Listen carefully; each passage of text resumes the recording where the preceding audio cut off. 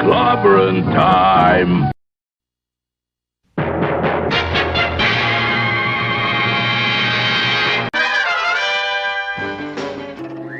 Atomic batteries to power. Turbines to speed. Roger. Ready to move out.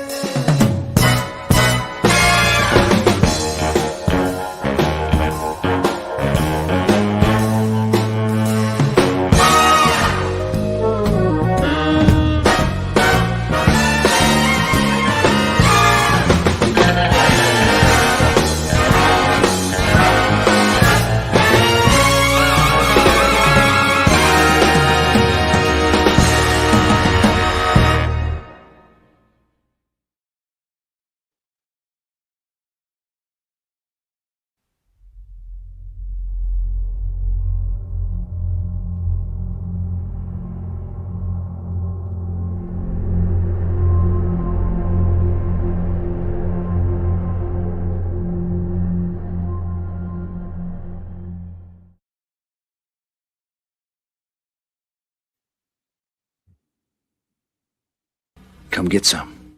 It's clobberin' time! The word is given. Clobberonimo! Yes, indeed, Clobberonimo. Good greetings, my dear friends. Welcome, Clobberers. Clobberonimos, Clobberuskis, Clobberoids, Clobberians, Clobblethistles, and Clobblethattles. And for those who do not yet clobber, perhaps you will one day as soon as you learn to bang the rocks together, guys. Clobberonimo! Yes, indeed. Welcome to Clobberin' Times issue number 505 on YouTube. 1,505 overall, 15 years. CLOBBY'S Clubhouse, issue number 135, with my wonderful first officer, Commander R.M. Briggs, and the great Chief Engineer, Mark D. with a C. Good to see you all, my dear friends, on this lovely Thursday night.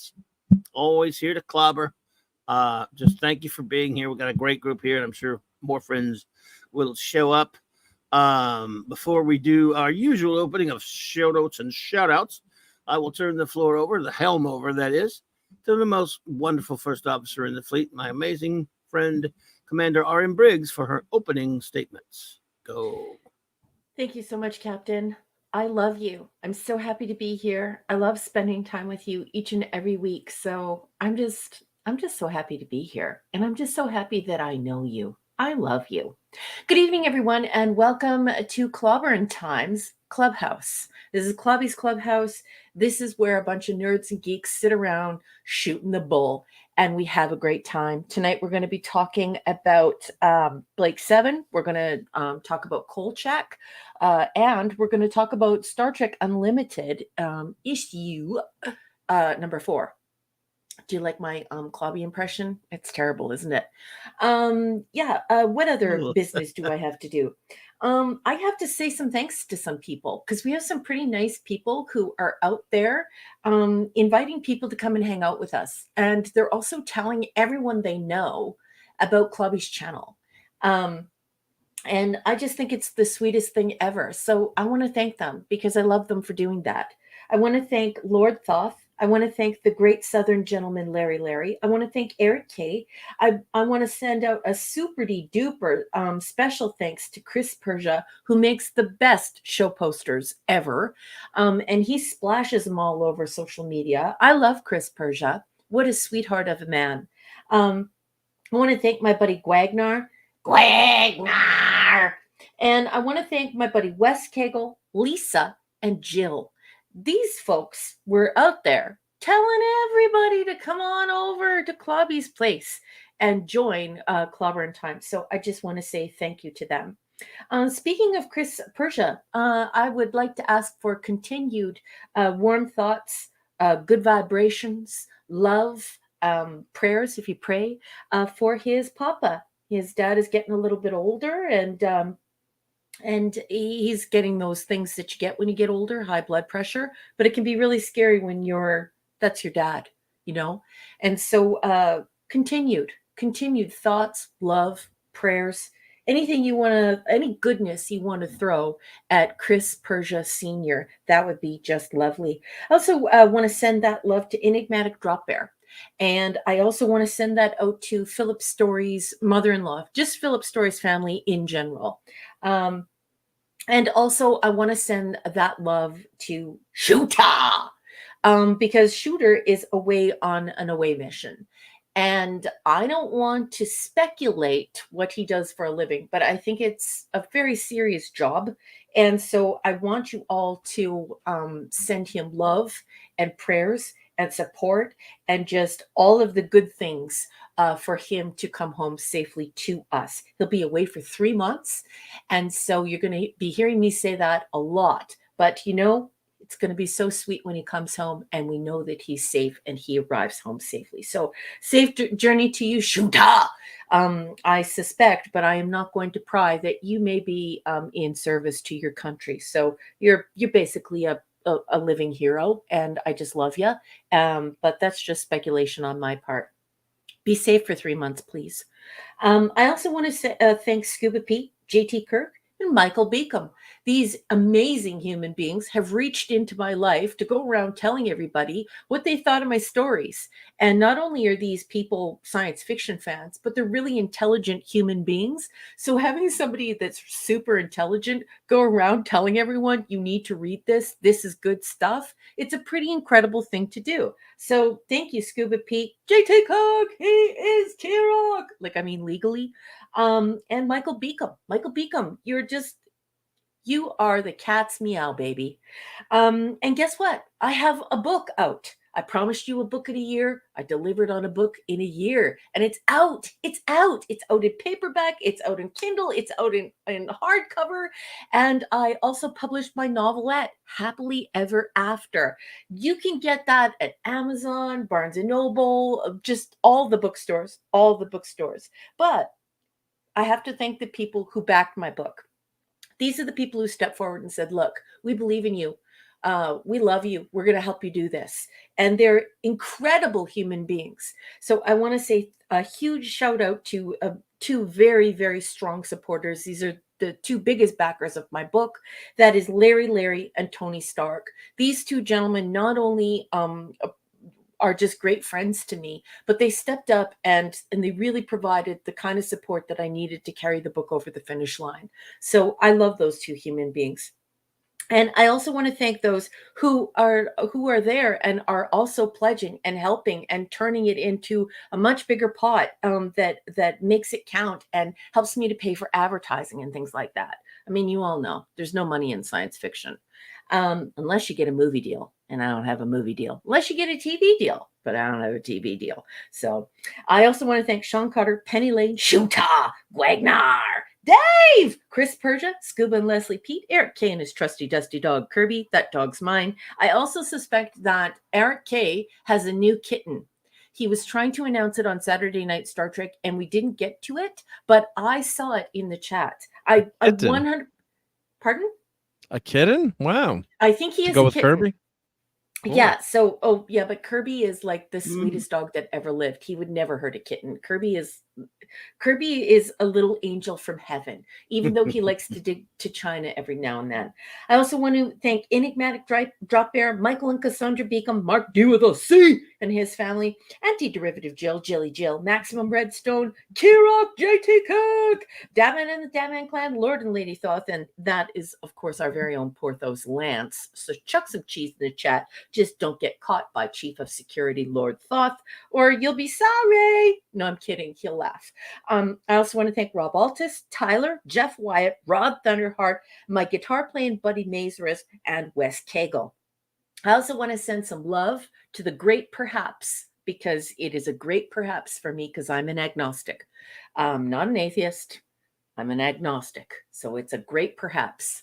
Cardinal Sin, Gil Bavel, thank you for believing in my books. Thank you for supporting my first book, then supporting my second book. Wherever you are in the great perhaps, I hope you are enveloped in love, because you certainly deserve it. You were a pain in the butt in real life when you were living, complete pain in the keister, but also the most loving, generous, fun-loving, cool person to hang out with. And I love you. And I just want to thank you. I'm never going to forget you. You are never, ever going to be forgotten. Thank you so much, my wonderful friend. And now I'm going to shut up because it's time to get the show started. Let's do it. I'm going to interrupt here because something came in the mail today. What? The book! The book! Whoa! Oh, it's Look at pretty. that. I haven't seen the hardcover Oh, yet. you haven't seen it? Oh, you haven't seen it? Oh, I'll flip it around for you. Oh my God. Be awesome. So my Echo device announced shipment has arrived. Science fiction tales. Yep. Oh my God, it's beautiful. Very scary, and it was actually very well packed. Sometimes the Amazon stuff is not well packed, so it was very well packed. So we'll zoom into that scary creature there. That very is scary. art by Cora. She is a marvelous artist, and this is her interpretation of one of the aliens in one of the stories in the book. And she is marvelously talented. She sells postcards and art cards. A lot of her stuff has to do with nature, and it has like a dark edge to it. And I met her at my first book launch, Science Fiction Tales Volume 1. And she stepped forward and said, I want to do the cover for number 2. And I was like, are you serious? Yes, please. Wow. And so this is her work, and I am just so happy. I'm just blown away by her. I think she's wonderful. Freaky spider. Wow. I'm Very surprised. scary. Surprised you went with a scary spider. It's not a spider. It's an Well, I alien. know, but it's You have to spidery. read the story. It's spidery. It but I is know- spidery. Yeah. It'll scare me. Mm-hmm. Sleep tonight. Yeah. Wow. So incidentally, Clobby, you're asking me about that story. I just want you to know that was an actual dream that I had. Oh. I fully dreamt that exact story. You didn't have it's to work on the beautiful. story then. Pardon? Wow. You didn't have to work on it then. That's the best kind of story, right? Well, I'm teasing, No, I'm I still had teasing. to work on it. I'm joking. But And you I know had what to mean. choose Yeah. the name of the protagonist because it was hard to imagine who that would be other than me. But yeah, so that was a dream. Peter I had. Parker? No, sorry. Is there a character named Clobby in this novel? No. No, there is not. Peter Parker, though. Not Oh, Miles but Morales. Clobby is in one of my books. I'm just not going to tell you which one. Oh, my. He is though. He's actually a hero in one of my books. Whoa, no. Well, it's wanna based be- on you. It's not you. It's Oh, I based. want to on- be a villain, but No, you're not a villain. I want to be a baddie. You do bad saved the things. day. You saved the day, but it's not really you. I meant to do bad things out there. Bad, evil things, evil. Look at that pretty picture on their back of the. Oh, my beautiful. That's so beautiful. Oh, thank you. I was at lunch with a buddy of mine who, of course, bought your first one on Kindle, and he was having trouble with Kindle, but he wants to order the book as well. But he bought it on Kindle to read. Of course, he likes it, and I just showed him this today, so he's gonna be. I think he already ordered it Oh, that's I hope so. amazing. Well, thank you. because he says, "When's you gonna do another one?" I said, "As a matter of fact, there you go." So here. It's He's now. asking you should deliver. Yep. So here's the acknowledgements page. So of course, you got your Patreons in there. So I'm glad to I be one of those. do. And I know someone who's an author now. So hopefully you can sign this in person whenever we meet someday. So I'm We will. Yeah. And you won't So- charge me to sign it $30, right? Yeah. Get out of here. I'm not going to charge you. I wanted to send it to you for free. And if it didn't cost me $45 Oh God, to it send cost it you to you more for free, than the cost of the book than to send yeah, it. more It than actually the cost. it came out very nice. I mean, Thank you. I guess oh, nice. I assume these are not self print. I guess they print these on demand, is my guess, right? They do. They print them on That's demand. very nice. And I did all of the elements of publishing and all of the graphic arts and everything in the whole book. So So you that's get the format where the pages end and the Yep. paragraphs and the Yep. typeset and the Yep. yeah. So, but it looks very, Hey, look. looks very There's- professional. I'm not trying to, Well, it's I should amazing hope what so. the I tech- went to university Yeah. for it. No, but I'm saying the printing. I mean, when you think about it, that unless you, in the old days, you could never, self-publish like this. No. So I mean, you grab this, is better quality than some books you'd have gotten years ago off the bookshelf. Well, thank So, you. I studied it in university. It's something that I'm very passionate about. I love beautiful books, as you all know. Mhm. I talk at length about how good books smell and how wonderful books are to have in your life. And so it means a lot to me, and it's a dream come true to be able to do this. And I'm having the time of my life, and I'm so happy that it turned Right. out well. Because the hardcover never used to be you couldn't get it in Canada. And so the author copies are still coming from the United States. So I have to wait like around a month for the. and then you'll get it. Mhm. My cousin David Rayburn says just received my copy of Science Fiction Hey. Tales. That's There great. you go. Hey, I don't know which whether it's one or two, but there you go. Well, both Nice. stories, I want everyone to know that both stories went to #1 on Amazon's bestseller list in multiple categories. And it held on for about 4 or 5 days. And so Happily Ever After and Science Fiction Tales Volume 2 both of them made it to #1 in multiple categories on Amazon. And that's because of all of you.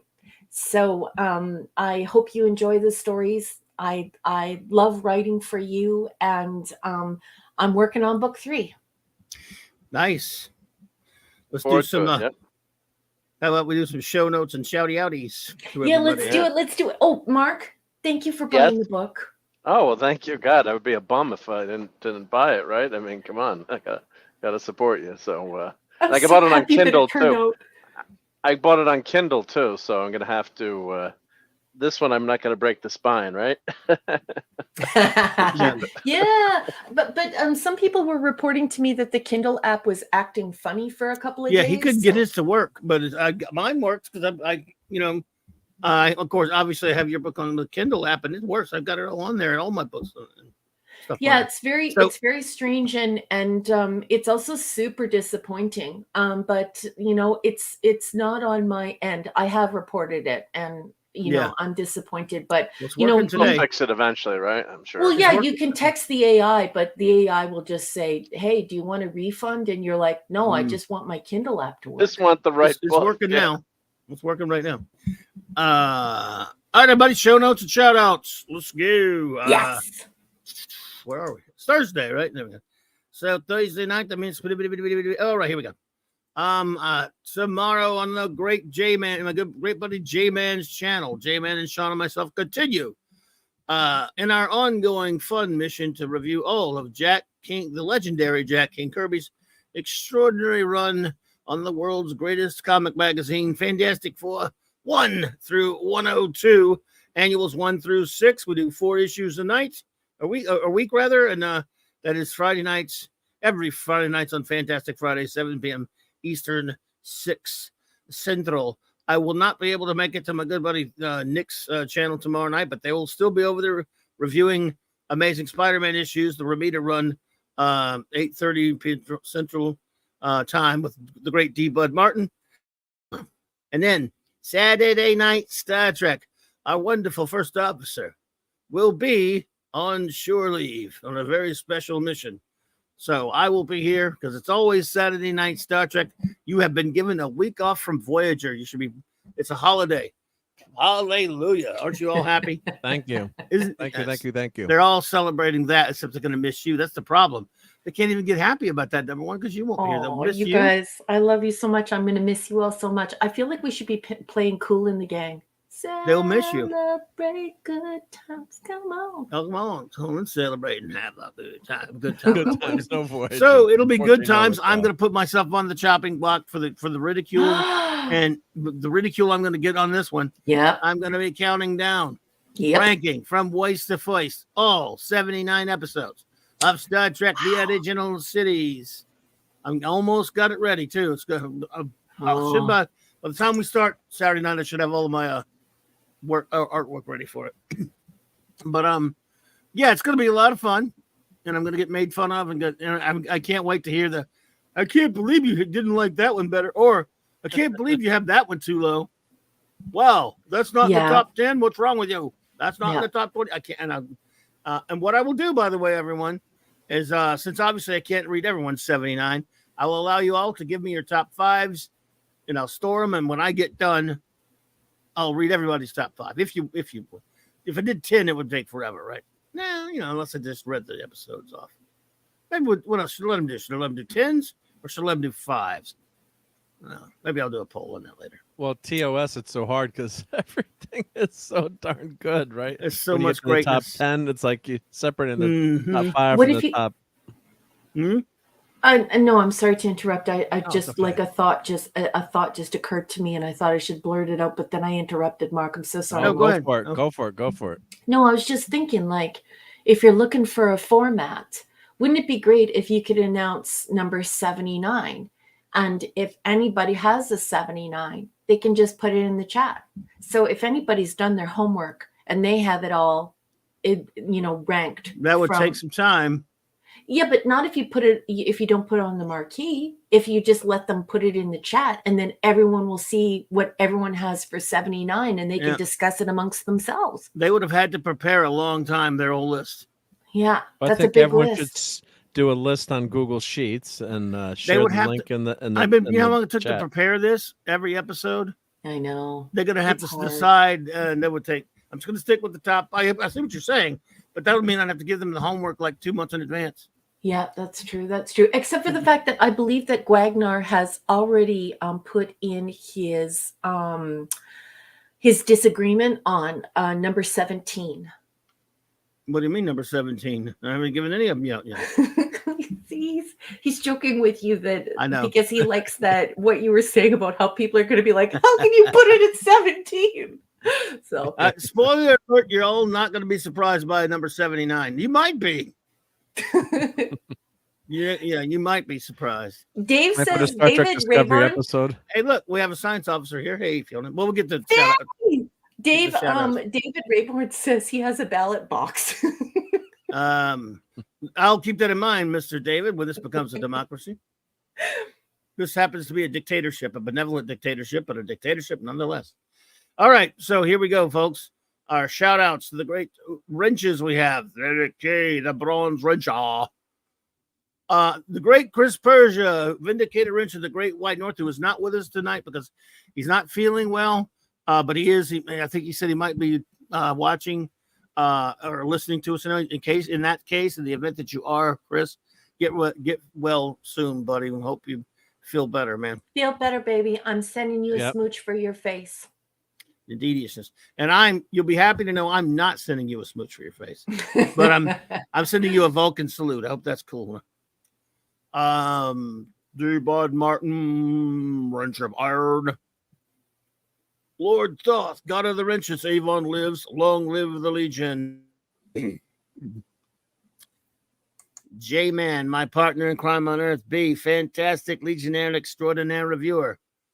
Maximum Redstone, our own music monster. Incidentally, he is leaving for the evening because he is very snoozy. So I'm wishing you some love, Max. Thank you so much for joining us. Don't forget to clobber the like button before you leave. Oh. And you are the music meister. Good night. Maximum Max. Redstone. All right, Max. And actually, by the way, if you want to send me a Blake 7 review of that episode, if you send it to me on Tweet Twat, I'll read it. You read yours if you'd like, but it's up to you. Go feel better. Don't worry about that. But if you would like to, I'll be happy to read it for you. Just let me know. Fancy outside the rascally wrencher. Larry, the wrench of Bullwinkle. Wagner. I love that. I love it. Chirac. I love that one too. It's so good. This one came out better than I ever expected it would. So good. So good. I just love it. Buddy, Steady, and Kal-El. Now let's see what wonderful friends are here with us in the chat. Oops. Because I had to pull the chat all the way back. so we can get everybody shouted out, because that's why we roll up and on the clubhouse. We shout all of our buddies out because you're all nice enough to show up. Least we can do. Let's see here. Adrian James, how are you? Good to see you, buddy. Good Thanks evening. for being here. Brogu from my old hometown. Rogu, I love you. Thank you for all of your wonderful messages in the chat. You are such a sweetheart. Mwah, mwah, Yeah, mwah. buddy. FKH, what's up, Timo? Good evening, Tim. Good to see you. Let's see. Mars, Monkey Max, Max. Penny's here. Hello, Penny. Penny! The great 1701 Tex. Yo, brother. Tex! up, Tex, bro? Tex, Tex. Good Hey, to see you, Tex. buddy. Keely Chow. Roll that tard. Roll Tide. Hey, Claude Salang. Hello there. Good to see you. Evening, Claude. Hey, Claude. Dave C. Dave! What's up, Dave? Oh, Ravenscroft, my friend. All right. Evening, Ravenscroft, and thank you for the message. You are such a wonderful person, and I'm so great. I'm so grateful to call you my friend. Thank you so much for that wonderful message that you sent me. Bad Gamergate. Good evening. Captain Not Finity and beyond. Hey! Let's see. Michael Beacom. What is up, Kimasabi? The great Michael Yes. Beacom. The great Michael Beacom, indeed. And shout out to the wonderful better half, Cassandra. And Sean. Let's see. And Sean. Zathras. I don't know which Zathras is here. Crap, yes. Zathras here. Zathras also not here, but Zathras is here. Not Zathras, but Zathras is here.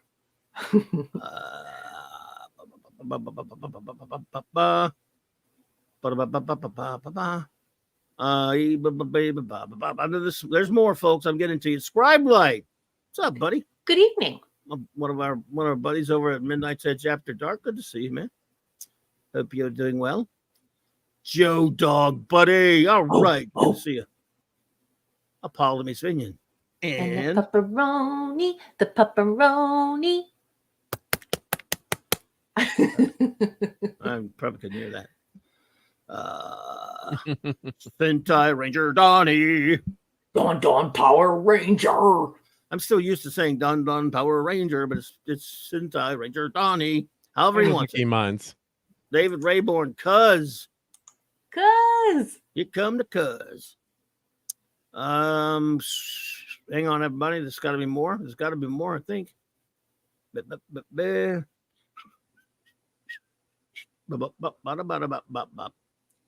got to be more. Yes, of course, the wonderful science officer, Princess Fiona. Fee! As in fee fi fo fum. She is the giant of the chat. She is. Love you, Fee. All right. The Tetrarch's here, So apathetic. but he cares. But he can't.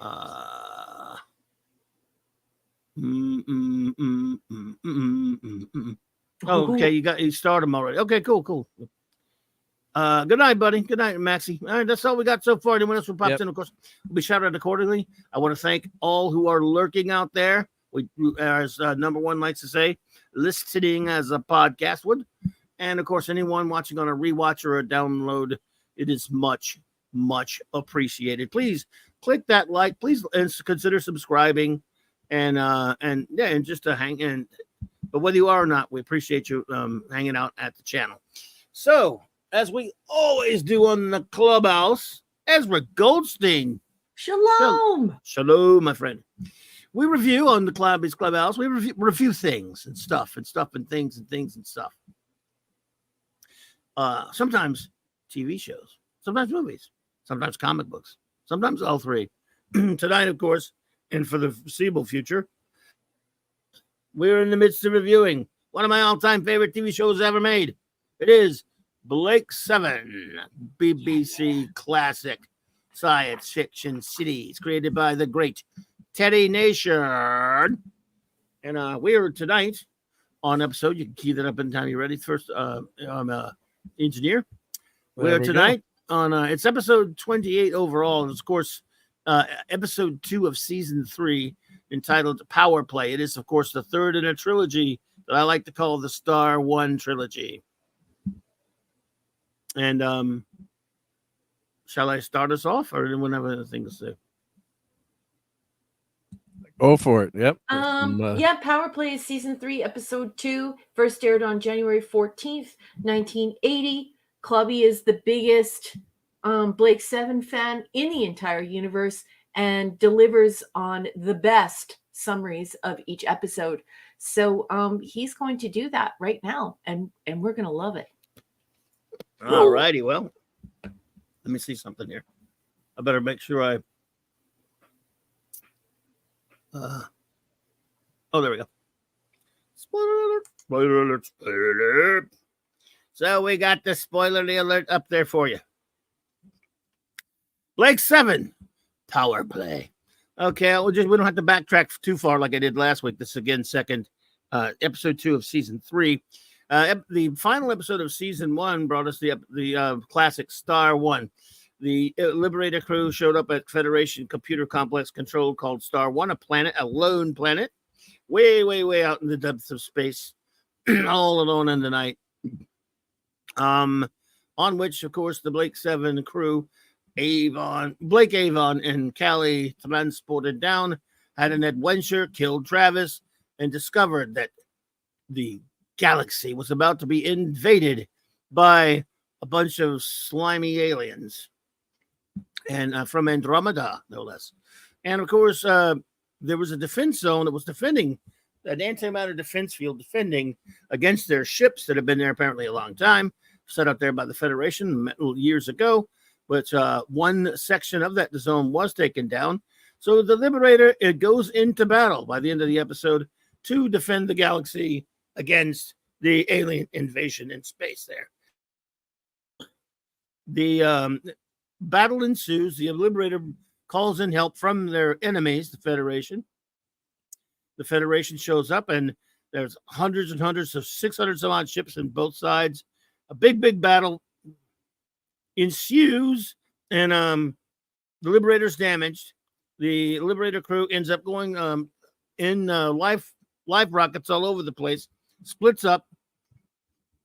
Avon and ends up, we don't really know what happens to everyone else in the episode, which was entitled Aftermath. Avon ends up on the planet Saran, where he meets a young woman named Dana. And of course, Servalan is there.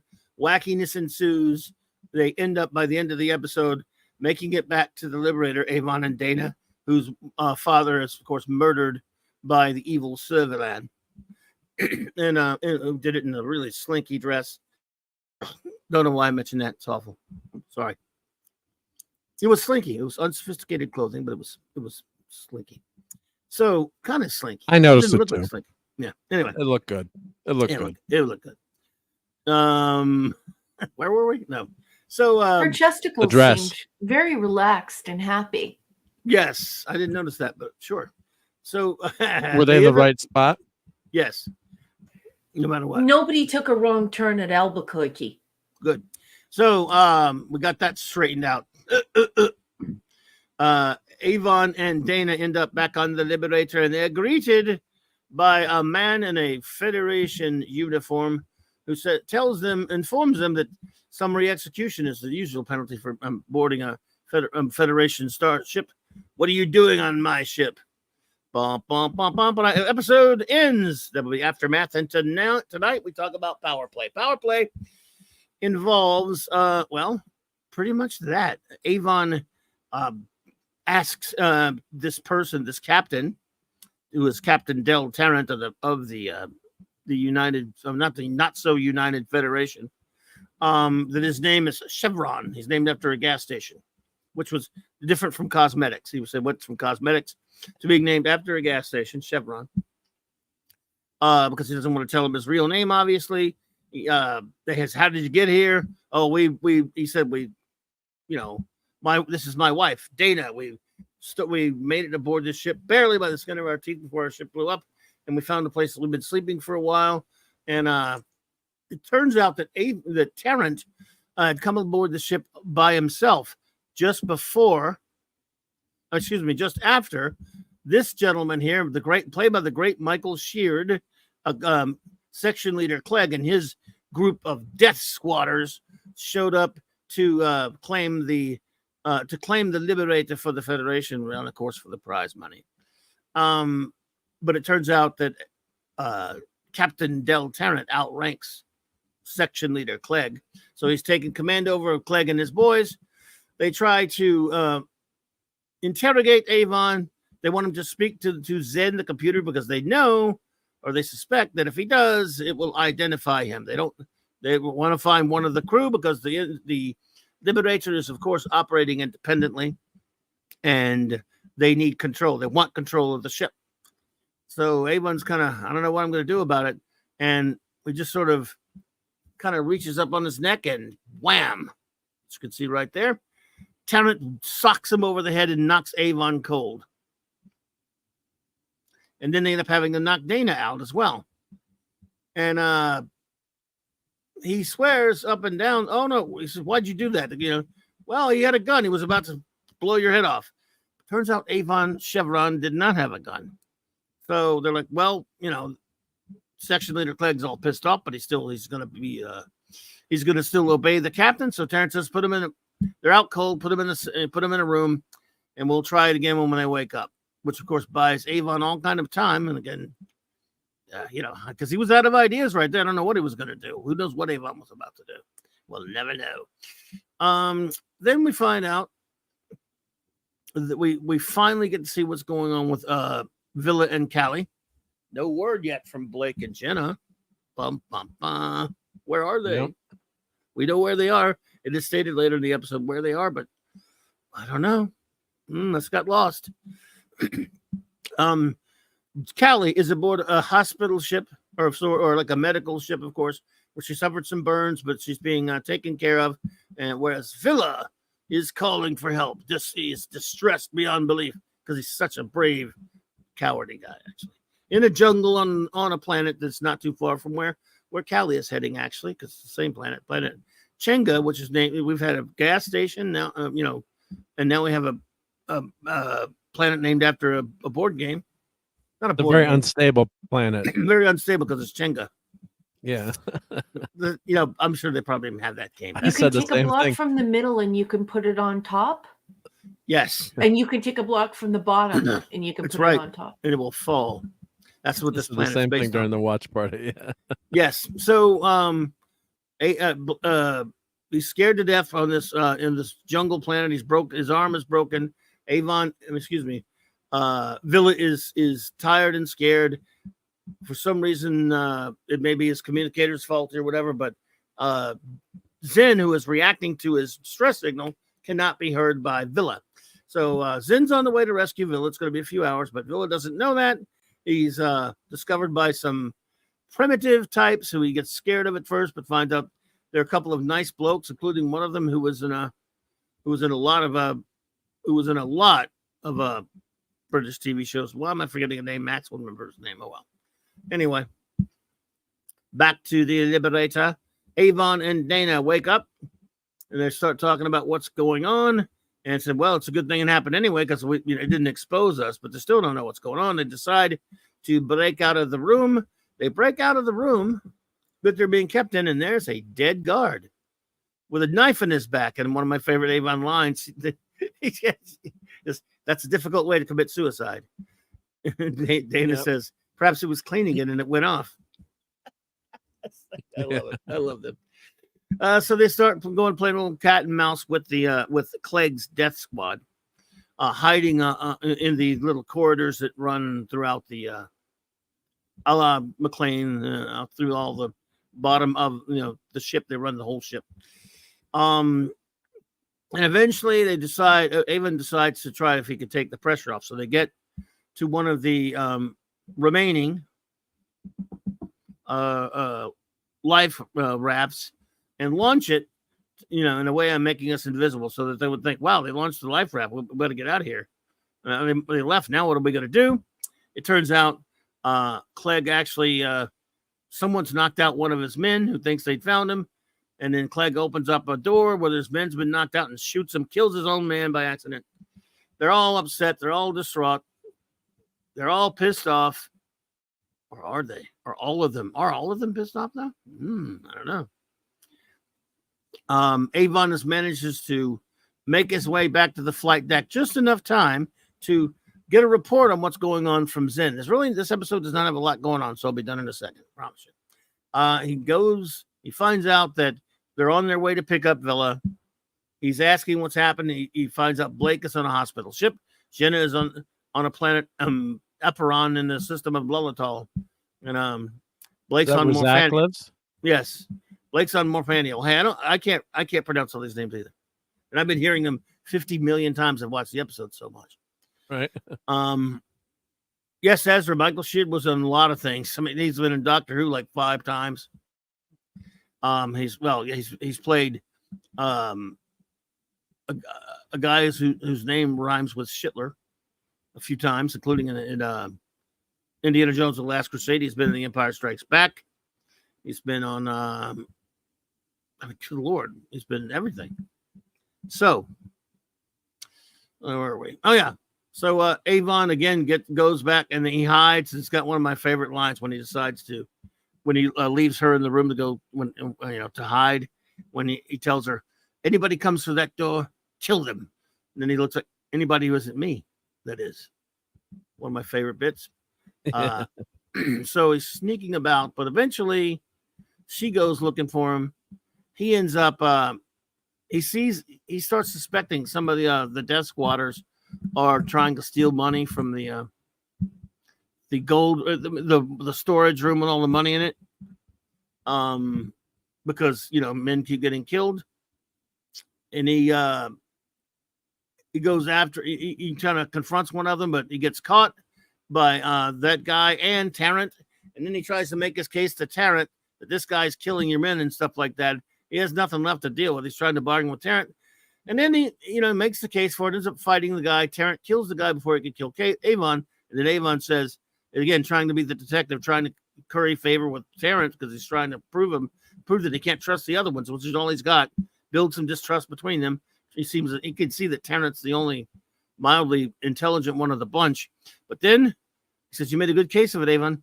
You only got one thing wrong. What's that? He didn't kill those people, those men. I did. Turns out, of course, Del Tarrant is a former Federation space captain who's now a mercenary who goes on, basically, as he says, goes on getting involved with other people's wars and that sort of thing. He'd heard of the Liberator, of course, but in the battle, his ship didn't last long, so he ended up on some other ship and eventually took that uniform off a dead Federation officer. It outranked Clegg, so he used it to fake his way because he trained as a Federation space captain. He hands Avon a gun, says, you're going to need that if we want to get out of this alive. And we go back to Chenga. It just so happens before Callie ends up on the planet. On that ship, the ship picks up a visitor. It picks up a ride. It picks up a hitchhiker on the planet Sarin. It's Serverland. She and Callie exchange some barbs. And basically, Serverland is herself. Villa on the planet is he's befriended by these primitives, but eventually they get attacked. He's taken in by these high techs, as they're called, these technologically advanced people who hunt down the primitives and use them for something. We don't know what yet. Wink, wink, wink. And of course, they're two hot chicks, so Villa falls to pieces because, not that I would have acted that way, mind you. No, I'd have been too smart for them. Yeah, I wouldn't have fallen for that. I wouldn't have fallen for that. Not me. So Villa's a big pansy for falling for that too cute, just because they're two cute chicks. And he's in the desert with a couple of smelly old primitives. Yeah, you wouldn't get me that way. But he gets taken in, right? Wouldn't have fooled you either, Mark, would it? No, never would have fooled me. No, I would have never been distracted by the two lovely ladies there. Would have been much more tactically aware of my surroundings and situation. You knew they would have your... Yeah, right, would have gone with the other two guys. I'm sorry. They have your best interest in heart. Yeah. Right? Good night, At Tex. heart, exactly. Take it easy, buddy. Tex, good night. Be seeing you. Good night, buddy. So, like I said, we know these wonderful ladies have Villa's best interest at heart. They take him to the. They do. They literally want his heart. Yeah, they have it. They like his heart, and they explain what's going on in their history of their planet, where a bunch of people decided they wanted to go be flower children out in the evil hot sun in the whatchamacallit, the jungle, and live primitive, where they get to, where the other faction of the civilization wants to go home and watch TV and watch MTV and go on the internet and eat Pop-Tarts and stuff. And I think I might and have really hot chicks too. I mean, let's face it, we didn't see any primitive hot chicks out there, did we? No, the high techs had the hot chicks. I'm voting for high techs right now, personally. So for anyway, sure. we're they take Villa to the nice place that they bring him to help there. So he's going to make a contribution to their society, and they get paid because that's what they're called, bounty hunters. And Villa just starts realizing, what a bunch of dumb primitives, man, scared of these hot chicks. Can you imagine? Morons, dumbasses, morons, imbeciles. They don't know what the hell they're talking about, those wieners. So she ends up hooking up with Callie, and again, one of my favorite lines in all of Blake's when he's asked her, to hear from any of the others yet, because Callie just had a conversation with Serverland where she basically tells her that she met Avon, right? So she says, I haven't heard anything yet. I think Avon's alive, and he goes, he would be. That was a great delivery by Villa. I think Avon's alive. He would be. Pessimist at heart, right? Yeah. I love it. This is great. So they get to go stay together. They get to lay down, and he's just so happy. He's found his life. Villa has found his place in life. He is absolutely what he was born to be in this, lying down, just taking in the sights, and really wants to settle down on this planet, Chenga, so he can play Chenga all the time, I guess, which is interesting since you do kind of fall apart. Just saying. So in the meantime, sorry, I'm dragging it out. I can't help it. Not much happens in the episode. It's a great one, but not much happens. Avon and Tennant have to negotiate for Dana, who's gotten herself caught. They're in the teleporter room, and they got to figure out a way to, because the ship's about to come pick up Villa. They don't know about Callie, and they want to make sure they get these guys taken care of. What are we going to do? And it was pretty simple stuff. They figured out, they go in. Avon pretends to betray Tarrant. But Tarrant comes in there, and they just figure, look, we've got Dana. We know she's going to just know what to do when we get in there. It'll be 3 against 3. They go in there, and they just rely on their fighting abilities to take these idiots out who are dumb enough to let both Avon and Tarrant and Dana at close range with them. So they make quick work of these dummies, and then they tell this at the last second, right after Serverland explains to an unwitting Callie and Villa what they are up for. Yes, it turns out that those primitives ain't so dumb after all, because they're at the slaughterhouse. Boom, boom, boom, boom, boom. That's right. Villa and Callie have, of course, been given medicines. They can't move. They say, oh, no, it's an organ bank. But that's, of course, she doesn't say it's a cookbook, at least. Yeah. But Serverland says they're in an organ bank. They extinguish humans, and then in a very humane way, which is very nice. I thought that was very nice of them. And then, of course, they use their spare parts. How about that? So, right at the time, as often happens with Blake 7 and Star Trek, let's face it, this is kind of a thing you do, right? At the last second, when their lives are about to be extinguished, they're teleported up just in time, both unconscious, however. And another one of the greatest lines of Blake 7's when Avon, because Tarrant and Dana haven't met either one of them yet. He goes, this one is Callie. I'll introduce him more formally when she wakes up. This one is Villa. I should really introduce him right now. He's at his best when he's unconscious. It's so mean. And then basically it's that. We have 2 new crew members. Avon helps. He has Terrence and Dana introduce themselves to Zen, and he says, record their voice print. You will now follow their instructions, blah, blah. And he says, welcome to the Liberator. And Villa says, and you are welcome to it. And Callie says, oh, given a choice, would you rather be a load of spare parts down there? And then Avon with a classic line says, or 1 spare part up here. Bum, bum, bum, bum, bum. And that is your episode, Power Play. Sorry to meander on, folks. I just love these episodes. And I never get to meandering. I never get to talk about them. So that was bloody brilliant. There was no meandering there, Mr. Rooney. I like meandering. I'm just saying. Some people don't. Thank you. You weren't meandering. I don't really actually know what the word means anyway, so I can't really do it. If I knew what it means, I would do it, though. Get out of here. I don't know what it means. It means it's me and my friend Ander, and then there's Ian over here, so I don't know. Get out of here. They need livers for Larry Hagman. Oh, that's not nice, David. Too soon. Oh, my. Well, is it, though, really? David Rayborn, nice. Cousin. That's so nasty. It's terrific. So let me number one. Let me ask you this: do you think you wouldn't have fallen for those 2 the Z and Bar those what you would call those hunters those high techs? No, I wouldn't have fallen for the high techs. But is it the pots on their head that does it or what? No, it's it's just that would be a no for me. You know what I mean? I would be like, you'd stay out in the jungle.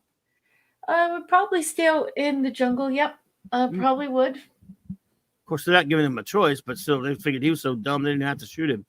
Yeah, but I don't know. Yeah. I'd be like, look, ladies, I want to go with you, but I've just read far too much sci-fi, and I know what you're doing is wrong. So I have to go now. Goodbye. Oh my dear. So what are your thoughts on the episode? We'll take it away, number one. Well, first of all, thank you for the amazing summary. I love your passionate and inspired summaries. They're the best, baby. The new intro is cherry. I like the new intro. I think it looks really nice. I didn't notice it for episode 1, and I don't think it was in place in episode 1. What's that? But the new intro for the show? Yes, this is the new intro, yes. Mm-hmm. It's super cool. I love it. And it was in episode 1 also. Yeah. Pardon me? It was in episode 1, yeah. It was in episode 1? Yeah, yes, I didn't notice it. And in episode 2, I was like, wow, this is really good. Mm-hmm. Lovely practical effects in the opening scene. The Liberator is fully occupied. This is horrifying if you love Blake 7. And we learn that there's a dog-eat-dog military presence. So we can see that there are some folks who are in service who are amazing human beings, and some who aren't the best people. And so it's pretty much like the real military. So it's very realistic, and I like it. Avon and Dana are hurt in this episode, like Clobby said, and that's quite upsetting because you think to yourself, "What do you mean? Like, how can they take out my Avon? How can they take out Avon?" Villa heightens the anxiety by reporting in, hoping for vegetarian monsters and creatures, which I thought was hysterical when he said, "I hope they're vegetarian." And then he attempts a goofy bluff, and the goofy bluff is hysterical. Yeah, I love it. The Not Savage thinks that Villa is a lunatic because of the goofy bluff, and it is very entertaining because Villa tries to make it seem as though he has a bunch of people with him, and the guy says to him, like, "We've been observing you for a long time now, and you're talking to yourself, bud. Like, do you need an I love me jacket?" There is some wonderful dialogue in this episode. That's a difficult way to self-delete, Avon says. Like Clobby said, that's one of my favorite lines. There is some really cool tech in this science fiction episode. We have that regeneration mask. I think that that is a really cool idea. And I also like the touchdown and the takeoff done with practical effects. The models, everyone here knows that I love that stuff. I actually find it far more entertaining than CGI. Avon hatches a clever plan. I love his clever plan. Patrick Berry, who wrote Angel One, and Maurice Hurley and Robert Lewin, who wrote Arsenal of Freedom, 100% they watched this episode. It's just too much alike. And Servalan is savage in this episode. She is just so cruel, and she's a maniac. You know, she's killed trillions of people, but she's a maniac. Oh, Penny's leaving. Good night, Penny. Thank you so much for joining us. Penny. Sleep Penny. sweet.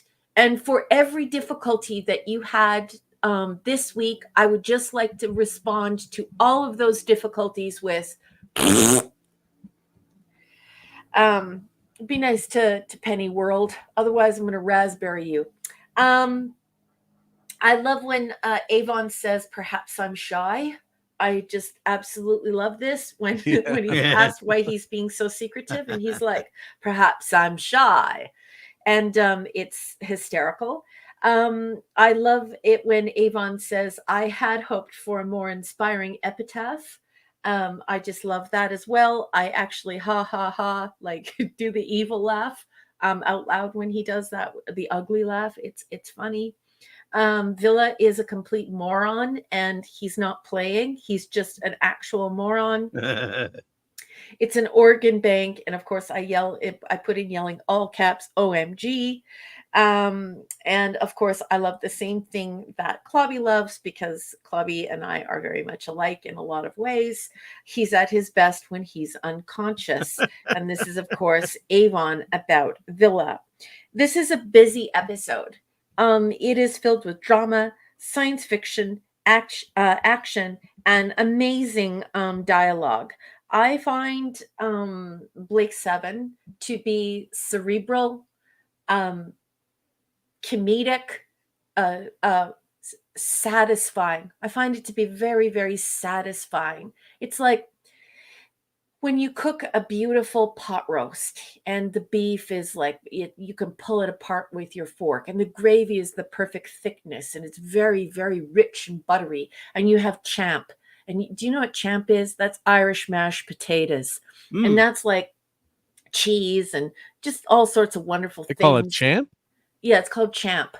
And we put various things into mashed potatoes. And one thing with the champ is that you put in a garlic chives, and then you put in cheese. And I do herb and garlic cream cheese with chive, and then I do cheddar, white cheddar and orange cheddar. So that's champ. And then you have like roast carrots. And you sit down and you eat that, and you say to yourself, wow, this is so satisfying. That's what Blake 7 is to science fiction. You just feel so much satisfaction when you're watching it. It never lets you down. It's always rewarding to watch this show. So like I said, busy episode, lots going on. Love the drama, love the science fiction, love the action. Absolutely love the dialogue. Paul Darrow, I should have been able to kiss your whole face. I hate the universe because I didn't get to kiss your whole face. It's a 7 out of 7.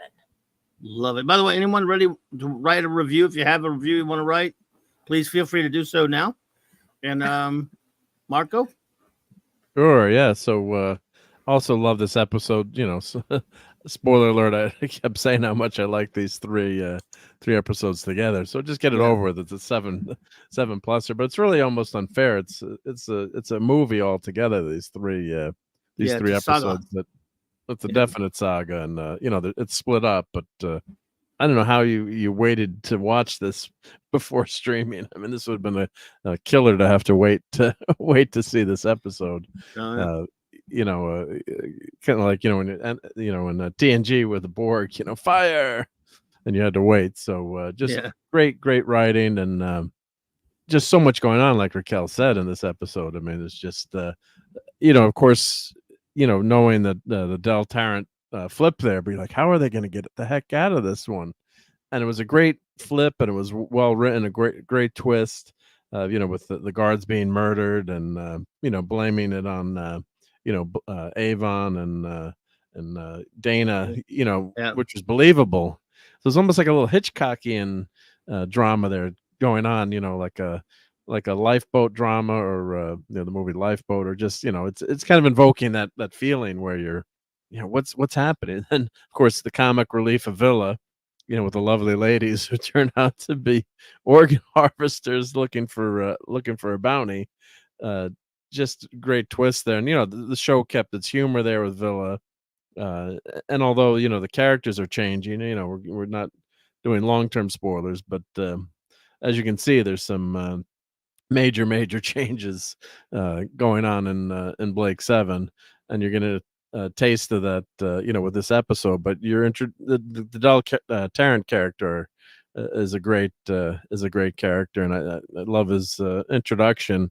He's kind of I guess like a Han Solo type, in this episode. So it's a brilliant twist, but it's all very believable, which is why it's so good. It's not concocted out of the story makes sense. I mean, that's just the way to I can best describe it, in terms of it's all organically very well constructed, very well written, where nothing seems out of place. And they do give you a lot of answers, and they do mention Blake a few times, and you do find out what's happening with Jenna. At least you hear that one line, I guess, where she's on she was injured, but she's on her way to a planet, but don't worry, she's not her life capsule malfunctioned, but she's aboard a neutral cargo carrier. So you find out what's happening, but well, I guess we'll leave things till later, but Yeah. I do like that they at least mention what's happening. I guess I don't know if I want to go into her character or the actress, but I mean, suffice to say, can I say what happened? We're not going to say what happened, but she's obviously not in the show these The character? episodes. So Yeah. the character, I guess. Well, So it's way down the road. 50 years It'll be later. explained in the last It'll be episode. explained. But in real life, she wanted off the show. So which was a shame, because I thought she was damn good on the show, and she apparently did kind of like a Tasha Yar, where she thought she wasn't getting enough good scenes. But I don't know. Watching, I never thought that. I kept looking for it, I because never thought that either. Never. I mean, Never, you didn't get to do as much as the main characters, the title character, or the main 2 or 3, but she had a lot of great scenes on the series, and she was important. I guess she wanted to be the focus. I don't understand it either. Yeah, because I knew that going in. I made the mistake of reading some Wikipedia stuff, and I'm like a kid that can't wait to open the Christmas, like sneak around and see what the Christmas presents are. So I made that mistake of going on Wikipedia and reading a few things, or on the interwebs. But then she went to university, which Raquel would like. People were like, "Weren't you on a BBC? Weren't you on Blake 7?" She just started taking classes at university, and I don't think she had much of an acting career after that. But I'd always thought she was very lovely, she did and some, but not a big career. No. But not that Blake 7 was a huge Well, For a while it was. Anyway. I think the thing is that people need to realize that they need to stay humble, and not everything in your life is going to be a stepping stone to the next thing. What if you just stayed in the moment, and you stayed present, and you were happy for what you have? You look at Bing Crosby's niece, and you look at the Tasha Yar character, and then her saying, the last thing I was going to do is ruin my career by spending years on a television show saying I captain. And then, she wound up ruining her career by leaving the show. And so, she wasn't in anything important or good after that. So I just think that it takes sometimes certain people become lawyers, certain people become doctors, certain people, and I mean physicians, not doctors, but physicians, and certain people become politicians, and certain people become actors and actresses. And I just think sometimes they don't have the best personalities, or they have massive egos, because, you know, I can't imagine being invited to do something like this and to basically think that there was something better waiting for me. I think that's the wrong way to live. And maybe that's just because I'm an INTJ. Maybe that's because I'm an extreme introvert. But I feel happy and I'm present in the moment. You know, in 35 years, somebody else is going to be living in my house. And probably like in 45 years, everything that I own will be thrown out and it'll be in the trash. And within 2 generations, nobody's even going to remember who I am. Why do people always think that there's something better and they just keep shopping for something better? Why not just be grateful for what you have? Because great things are still going to come to you, but there's nothing wrong with being present and being grateful in the moment. I don't understand it. I don't understand it with Denise Crosby, and I don't understand it here. It does not make sense to me. And it seems awfully ungrateful. It really does. And so I just think that it's, you know what? I'm not going to be mean, but I'm going to say this. It's very sad. It's incredibly sad that someone can't stop for a minute and be present in the moment and be grateful. That's very sad. It is indeed. Well said. Yep. Well Yeah, said because indeed, it's. yeah. I mean, there's something always about striving and working hard and doing your best, but you have achieved a lot in terms of being on a TV show. Not many actors get that, and of course, you don't want to be typecast. But as you said, you know, well, I'm sure a lot of people are going to remember you, Raquel, but and hopefully all of us in our own way. But yeah, that's true. We all have a mortality, but you know, that's what you're typecast as a an actor on Star Trek, but though you're going to be remembered for all eternity. That you'll never be forgotten. As an actor on Star Trek. So there's a curse to it, and also something wonderful about it too at the same time. So, and I think too, when you're at that moment, you think I'm gonna go. The David Caruso. Look what happened to him. Of course, he ended up having a great career on TV eventually, but he left the show to 2 movies. Movies flopped, and it was just you think you're gonna make it, and I can't fault people for trying, but sometimes, yeah, you're right. Maybe maybe enjoy what you've got and appreciate that. And I think that's not just a good message for careers or TV or of course I'm guilty of that too, collecting quote unquote junk. But in the end, as I always say, it's fun and it's a great hobby. But you remember your family and friends and good memories too. So yeah, it's a shame that Jenna, the actress, left the show, but the show doesn't suffer. It's not the same show. No. I'm not trying to say the actress, she wasn't very good, and of course gorgeous as well.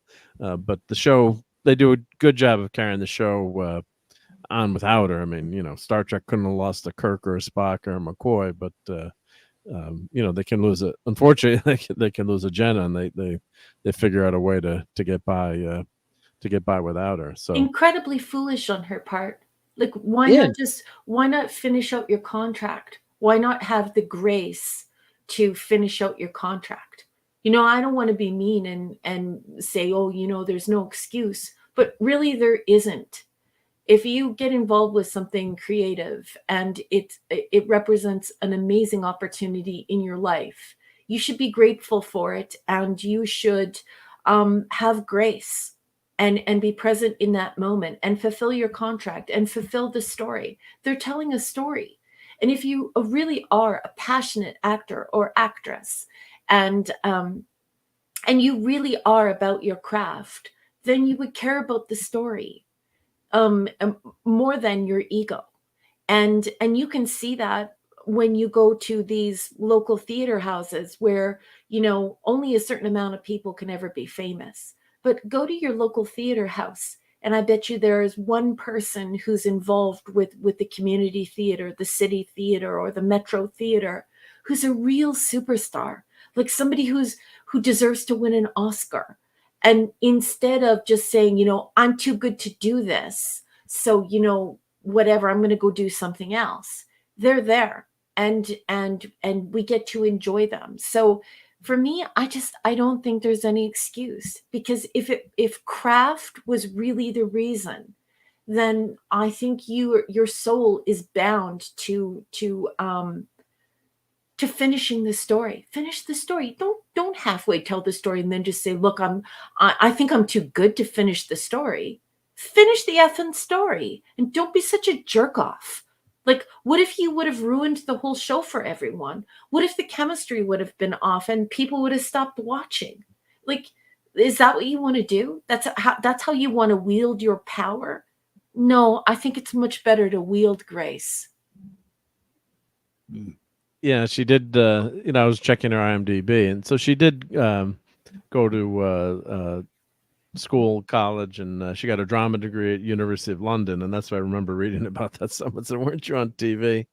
And she did do a lot of theater work, but yeah, it was you know, it was very interesting. Yeah, she said that at the time, you know, the Blake Sevens role was not developed to its full potential, and the rather sexist atmosphere of the BBC at the time. But I always thought her role was just, you know, really interesting. I thought, yeah, she's not a major character all the time, but she also wasn't just sitting on the bridge saying, you know, one line either. She got some major parts in the story. So just wondering, looking back on it later, maybe she misread some of that. But I still think she was great in the series. So it's just a shame that went that route. But we've got some new characters which are great on the show, so which is interesting. Oh, and I did get a couple of clips in here. Well, but do it after we I mean, are you done talking about the episode?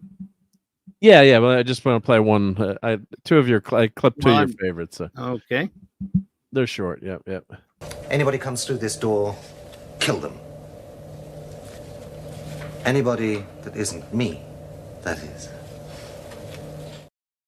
Oh, that smile there. Love that one. And then this one is real quick. I think Avon's alive. He would be. Great. And I got to clip that the last one now too. Yeah. So, did you rate the episode yet? I forgot. I'm giving this a 7+.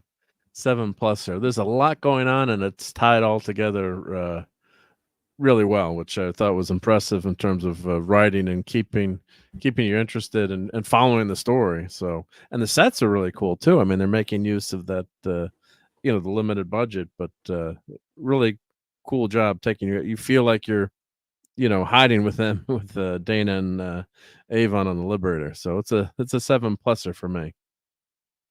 There you go. Well, all right. I have this episode ranked at number 13, rating of 7, a good old solid 7. You know, written, of course, by the great Teddy Nation. And yeah, it's just what can I say? It's part of the great saga, the best saga of the series, like the big 3-parter. I mean, to really have such a great, strong ending to that saga. Star 1 is so great, and yet it leaves you hanging. Aftermath is so great, it leaves you hanging. So it's up to Power Play to finish it all up and set up the replacement characters that had to, you know, look, I don't like that Garrett Thomas or Sally Nivette left either. No fan does. I mean, they're really good characters. I fundamentally disagree when she, you know, look, she wanted, and she was a young, look, she's a young person. I don't have any problem with her. I think I love her. But she was a young person at the time, full of herself, and just thought she should have a bigger role in the part just because it sounds pretty entitled to me personally. She's not the title character. She wasn't brought in to be the main character, but she wanted it to be all about her. Or she wanted her character to have more. Everybody wants their character to be more. I get that. That's no problem.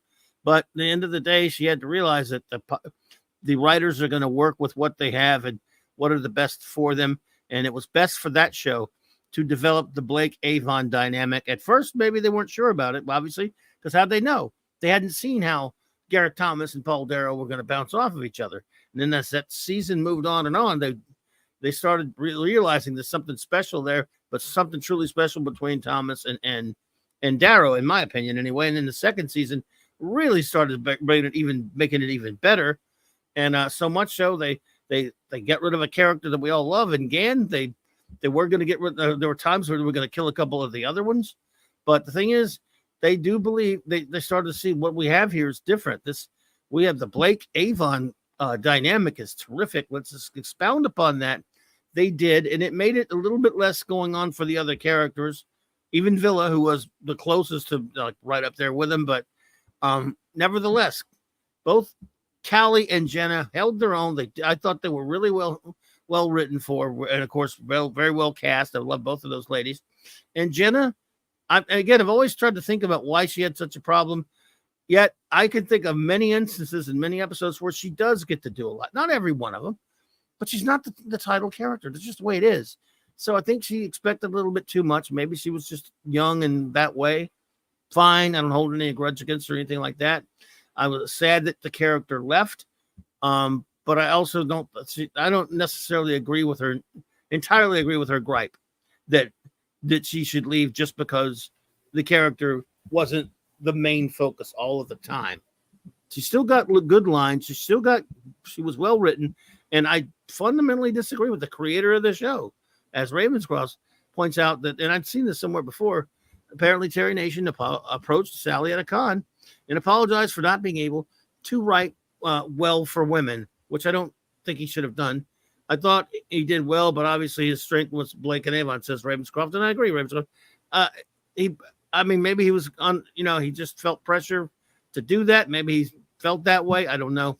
Either way, it doesn't matter. I don't agree with him necessarily. It's just the fact that the show was about Blake, called Blake 7, and it was about Blake and Avon, and Avon became such a strong character that audiences and everyone reacted to so well and responded to so well that the main character, I don't know how many times this has ever happened in TV history, of any TV, the title character leaves the show and they continue the show, keep the title, and the guy's not even there.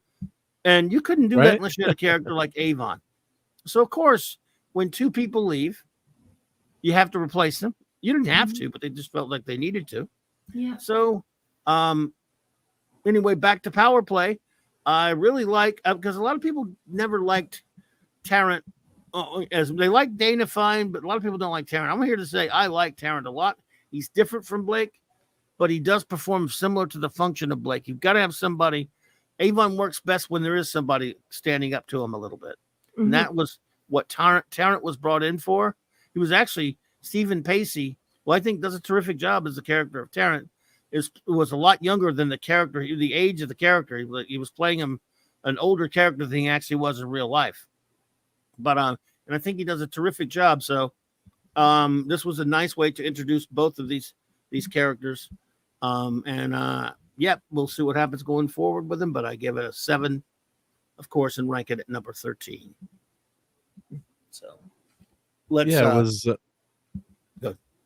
No, I do have a couple of quick show notes. I have reviews to read for people, but go ahead and do that first. Then. Yeah, the show notes. Yeah, just a couple here that they have. So this is the only episode of Blake 7 to open with a reenactment of the end of the previous episode. There's no Aurak in this episode. It's unclear if it's meant to. He's on board the Liberator, so you're not sure where he is. David Mulrooney. He is on the Liberator. He's on the Liberator. Okay. Because I wasn't sure about he that. He teleported up with them. He was with them in Avon's hand when they teleported back up, and he ran the teleport himself. Oh, okay. There we go. So we got to correct that story note. They just don't show him. Oh, they don't show him though. Yeah, not in the episode. True, but they couldn't have teleported up without. Why was he in Avon's hand when they teleported? But anyway, go ahead. Yeah. David Maloney couldn't give me director's credit. so there's no director credited Right. on screen because he's a producer as well. Paul Darrow was against the ending scene of Avon accepting Taryn and Dana aboard the Liberator. And I forgot to mention that where they give him control. He relented when it was pointed out that the scene was crucial to having the characters in the series.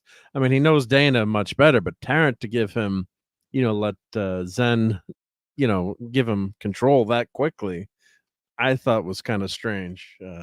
He did strange save his too. life. Yeah, Taryn I did guess save his life from the guy. but it was just a lot real quickly. But Yeah. it's okay. Yep. This is the first episode of series 3 to be filmed. So they filmed this one first, and the ratings were Michael Sheridan and John Hollis, of course, we know are both in Empire Strikes Back. Yep. Lobot, yep. Yep. The ratings were 9.4 million people, and it first aired. What was the date of air? January 14th, 1980, on the BBC. And let's see what we had a couple other notes here. Terrence states that he would have recognized Blake. However, when he meets him in Blake, I won't say anything. I should have read the head on that. And Zen being programmed only to obey the orders of recognized crew members is what Blake instructed Oric to do in Redemption. So I did like that whole setup. That was really great with the Federation people coming on and not being able to control the ship. It was just all around great stuff. So those were the show notes from the wiki. Let me put that in the link there. So, and if anyone sees a mistake in the wiki, you can correct them on it. I already added some quotes that you liked to the wiki, so they were missing some of Clobbering Time's favorite quotes, so I added them. So thanks. Yep. All right, so you got a lot of reviews to read. Yes, sir. Shall we do the reviews really quickly? I just want to say one thing super quickly, and I just don't want to derail what we're doing, but I just want to say it super quickly. I agree with you, Clobby, about Terry Nation approaching her and saying, I don't write women well. And then, using that as a reason, and then people being upset with him or whatever. I just want to say that I think that it was really cool that Terry Nation said that. Because, when I was going to university, we were taught that the audience is king. The reader is king. They're your only purpose. They are your only reason. You're not there for self-satisfaction. You're there for the audience, and you're meant to be entertaining them. So I just want to say that I think it's really incredible and totally cool that Terry Nation was brave enough to say that out loud, because they always tell us, like when you're a professional writer, they always tell us, write what you know. Because when you write what you know, then there's a sincerity and a detail and richness that comes across that just makes your writing really, really good. And I just want to say that, I felt the same way about the Foundation series. I didn't need a girl in the Foundation series. I really didn't. And when a girl came along in the series, it was like, okay, but it's not like she was needed. So I just want to say that if they're always telling us, write what you know, and you excel at writing at what you know, and let's face it, Terry Nation really does excel at what he does, which is incredible dialogue. And he wanted to have like a dude's space adventure, that should be okay. Especially because he's so sincere and he's so good at what he does. And so I don't think it's quite fair for people to tell us to write what we know, but then expect us to write beyond what we would like to write. It's okay that Blake 7 was written the way that it was by Terry Nation, and that I really enjoyed it. That's all I wanted to say. And now I'm going to be quiet so that we can get to the chat reviews. Well, I would, absolutely. I understand what you're saying. The only thing my slight pushback to that, or to him saying that, not to you, to him, would be that, well, I wouldn't sell yourself short, Terry. You created one of the greatest female characters in all of TV, and that's Servalan. She's one of the best. And she was, you can't tell me she was poorly written. Oh, yeah, she was. I mean, that's a brilliantly written female character. Yes, it is evil, but it is. But isn't it funny that he didn't know what to do with Jenna? Well, like I said, I think what were you going to do with her? When she, anytime she did have screen time, she was tough, she was strong, she was smart, she did smart things all the time. She was nobody's pushover. It's just I continue to argue that she simply wasn't the main focus, and I agree. it was a gig. It was a job they hired her to come do. She wasn't there to be the main character.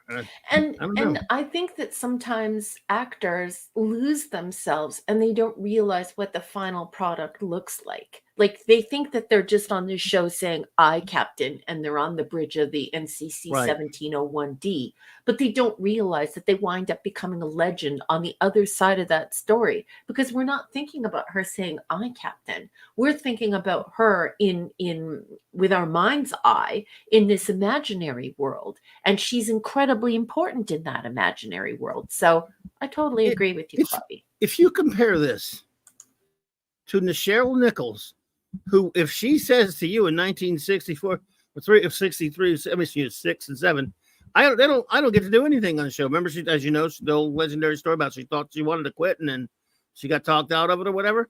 At least she has a point. She didn't do anything but say failing frequencies open. She didn't get anywhere near as much to do as the character of Jenna gets to do in 2 seasons of Blades of It.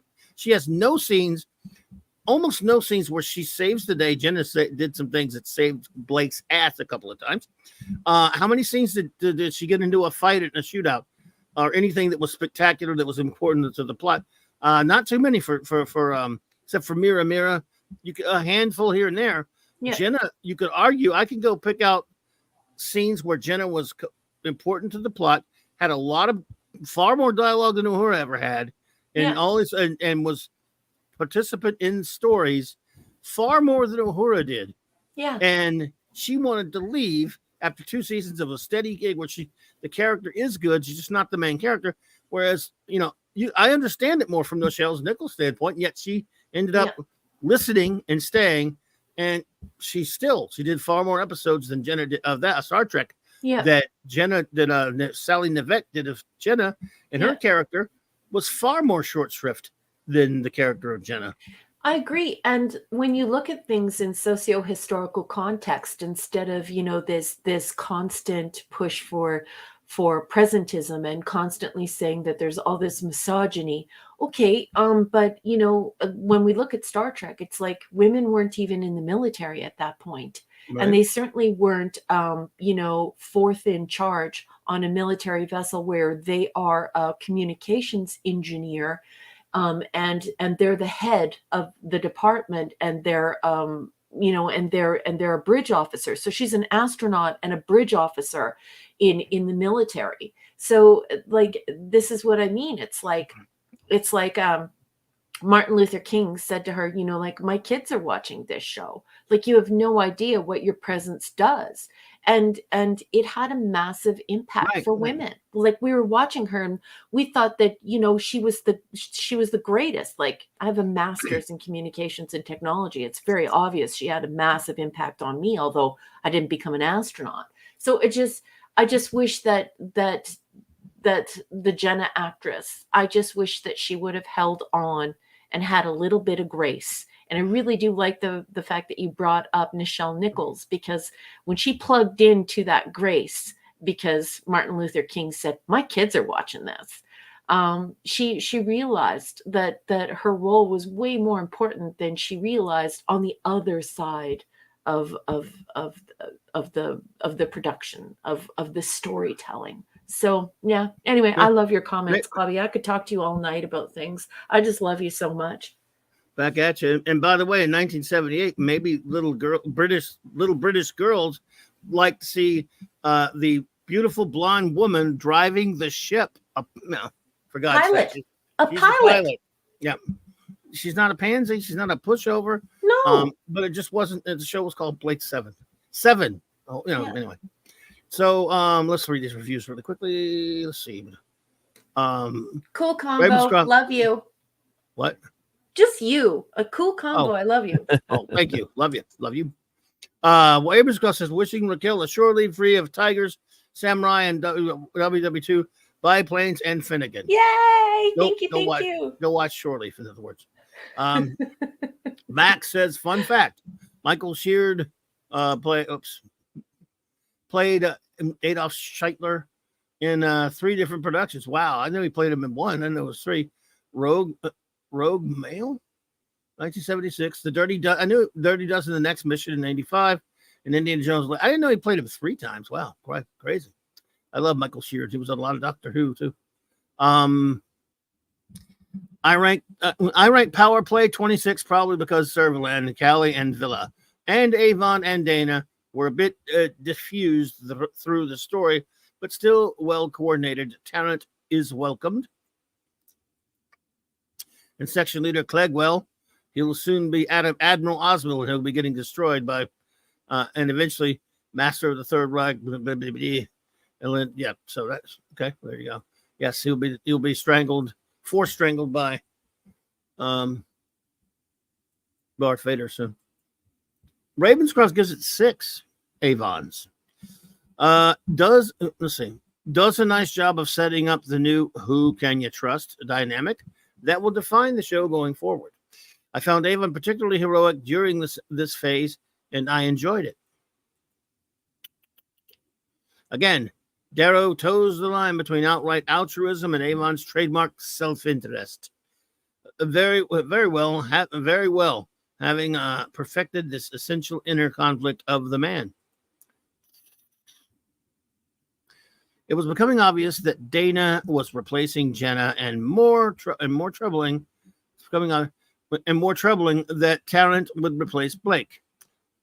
I liked early Dana, full of energy and rage, adapting to a new situation. For a while, I was convinced, hoping that the person behind the onboard killings was Blake, hiding somewhere on the ship. But alas, it was Tarrant. Stephen Pacey had a rougher road to hoe. An imitation of Blake would have not gone well, but we needed some kind of counterpart to Avon as well. In this early phase, they seemed to want to make him a bit of a free agent, but also with a conscience of sorts. It works early on. Later, well, more on that when it happens. Yeah, we won't spoil anything, buddy. But I hear you. Callie and Villa's happy hug was one of the few moments of genuine warmth on the show, and I liked it. They only had been through a lot, and it makes sense they'd be happy to see each other. Yeah. Of course, it'll soon be back to cowardly Villa being razzed by Callie. For now, warmth is nice. Yeah, Callie loves Villa. She just likes. Servalan is a woman without an empire, but it's nice to see her struggling as well. Though I'd have been fine with at least a few episodes of mystery as to what became of her. And I know this is likely petty, but I resented that the newbies didn't have to go through the trial by fire Zen's image projections that the original 3 did to get access to Zen. I think they disabled that.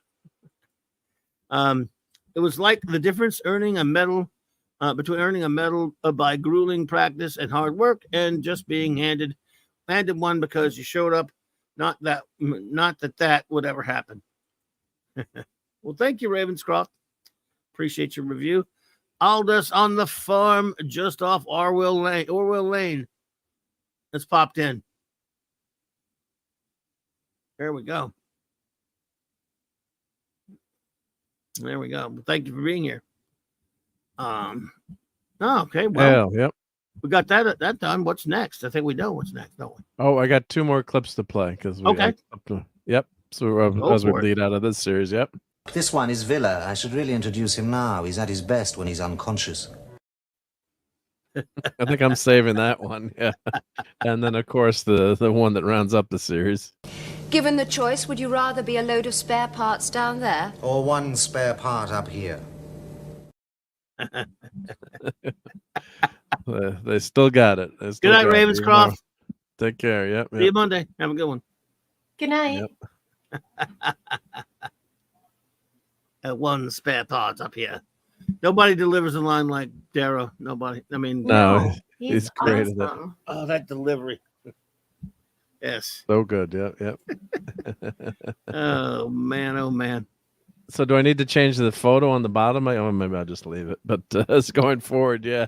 What? The Blake, the crew, right? We're switching out a lot of the crew here. So in the background, yep. Unfortunately, yep. No more Dan. yeah, that's true. Yep. Yeah. Yeah. Now it's Dana and Tarrant. Dana and Tarrant. You gotta lose 3 people off of there. Right? Yeah. So it's just crazy. You lose the title character. You lose the title character. There are other cast. Did they ever explain why he left the show? He had another opportunity for work, or Garrett Thomas? Blake Garrett Thomas. Yeah. He was just kind of tired of doing it. He just kind of tired of it. He wanted to go do, like I've talked before. Actors over there work for a living. They don't have real. If they work during the off time and.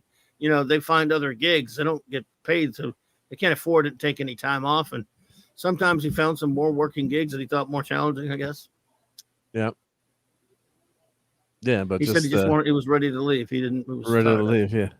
But when you think about it, you had to leave. The series is named after you, and leave the series. Yeah, that's the thing. Like, I want to have respect for these people, but I at the same time, like my offspring has done a lot of professional and community theater, and my offspring is very talented, but my offspring would never commit to something like that and then just say, well, look, I'm tired of it, guys. Like, this toy's old now. I need a new toy. Like when you get down into these jobs and you get down into the trenches and you actually participate in this industry, I just think that it's really selfish, and I definitely learned that from my offspring, because my offspring, when she would make a commitment to something, she really made a commitment to something. When if you're going to be the star of something, you can't just and that it's going to be a 2 or 3 year thing. And then you get it. Well, then you do have a responsibility for it, and to it. Do you know what I'm saying? And maybe that's just because I've learned that from my daughter, who really cared about these productions, and she was important to it. She didn't have this attitude where she could take it or leave it. When she made committed herself to a show, she definitely committed herself to a show, and she would never run out on it or just say, I'm tired of this toy, I need a new one. It's I don't get it. I think it's really selfish, and I don't like it. I guess that's just me. I'm not passing judgment on anyone else. Anyone else can think whatever they want to think, but let's say that you get the part in Lady Windermere's Fan, and you're a main character in Lady Windermere's Fan, and that it's going to run for a year, but 6 months into it, you're like, you know what? I really have some better opportunities, so I'm gonna have to find somebody else. What? Yeah, I'm sorry. I don't agree with that. But I'm also somebody who has a very rare and different kind of personality. Totally run on loyalty. I feel incredible personal responsibility for things. I'm super loyal and I care, even when, anyway, annoying. I'm going to be quiet. That's okay. Hello there. Welcome. Sean Carter's here. Sean Carter from Mars. Looks good. Hello. Looks good. Welcome. Looks good. Avon 6. Yep. They could have just called it the Avon 6. They had to rebrand. That would have been the problem. Having to rebrand would have been tough. Yeah, that would have been terrible. Yeah, no, it just it would be like, what's going on? Yeah, yep. So what, are we ready? Ready to switch series? Sure, yeah. If you're ready. Yep, and Michael Beacom, I don't know if he's saying there in the chat though that you can't judge the entire story. Yeah, we don't know what happened with the actors, but yeah, I agree with that too. Yeah, but it's just it was a shame that and I guess if they got paid like you got paid today, probably they would have never left, but the budget I'm sure was pretty small on on that on that show. So Yeah. Yep. So Yes, let me sir. switch over here to Night Stalker. Blake 7 without the title actor, because the title actor had something better to do. Very sad. Anyway, okay, folks, we're moving on to Kolchak. Yeah. Okay, let's get Avon out of there. Okay, so the first thing I want to say is thank you to Michael and Cassandra Beacom, and I want to wave hello to their son, Sean. I would like to thank Michael Beacom for sending me a scanned image of the Night Stalker companion for episode 9, the Spanish Moss Murders. The original air date was December 6, 1974. It was written by Al Friedman and David Chase. Hello from to Saving. Story. Oh, no, I was to say hello to Cinema Gulp before you got Okay. started there. Sorry about that. Go ahead. And it was a story written by Al Friedman or Friedman, but I'm pretty sure it's Friedman. Okay, here we go from page 146. Now, there is some Cajun, there's a Cajun word here, a French word. I don't know if it's French or Cajun. I'm not sure what it is, so I'm going to have to get Clobby's help. But let's read from page 146. Lab assistant Michelle Kelly is found murdered. A little later, a restaurant's chef is killed. Found at the scene of both mysterious deaths is a strange green substance. The slimy stuff is swamp moss, not common to the Chicago area. Are there swamps in Chicago? I don't think so. The trail leads Nope. no, right? That was meant to make Americans laugh. Yeah. The trail leads to the Dream Research Laboratory or Laboratory of Dr. Aaron Polak. It's at the lab that Kolchak and Captain Joe Siska, not the Cisco, but the Siska, not the Fresco, but the Fresca, find the logical suspect. But Paul Langlois, I don't know. Langlois. I have friends named with that name. I've known people of them. It looks like Langlois, like if you spell it like Langlois, but it's Langlois. Yeah, so I'm right. Okay, good. Has the perfect alibi. Part of Polak's medical experiment. Paul has been asleep for 6 weeks, not ready to give up. Kolchak talks to Paul's friends and associates. Pepe LaRue, his real name is Mara Shapiro, a street musician, tells Kolchak the legend of a Cajun boogeyman. Now, do you know how to say this word? Paramalfate? Paramalfate? I can't see it in front of me. Paramalfate? It sounds Frenchy and all. How is it spelled? Yes. Anyways, it's a Cajun boogeyman. Yes. And I know that some how people, would they say it?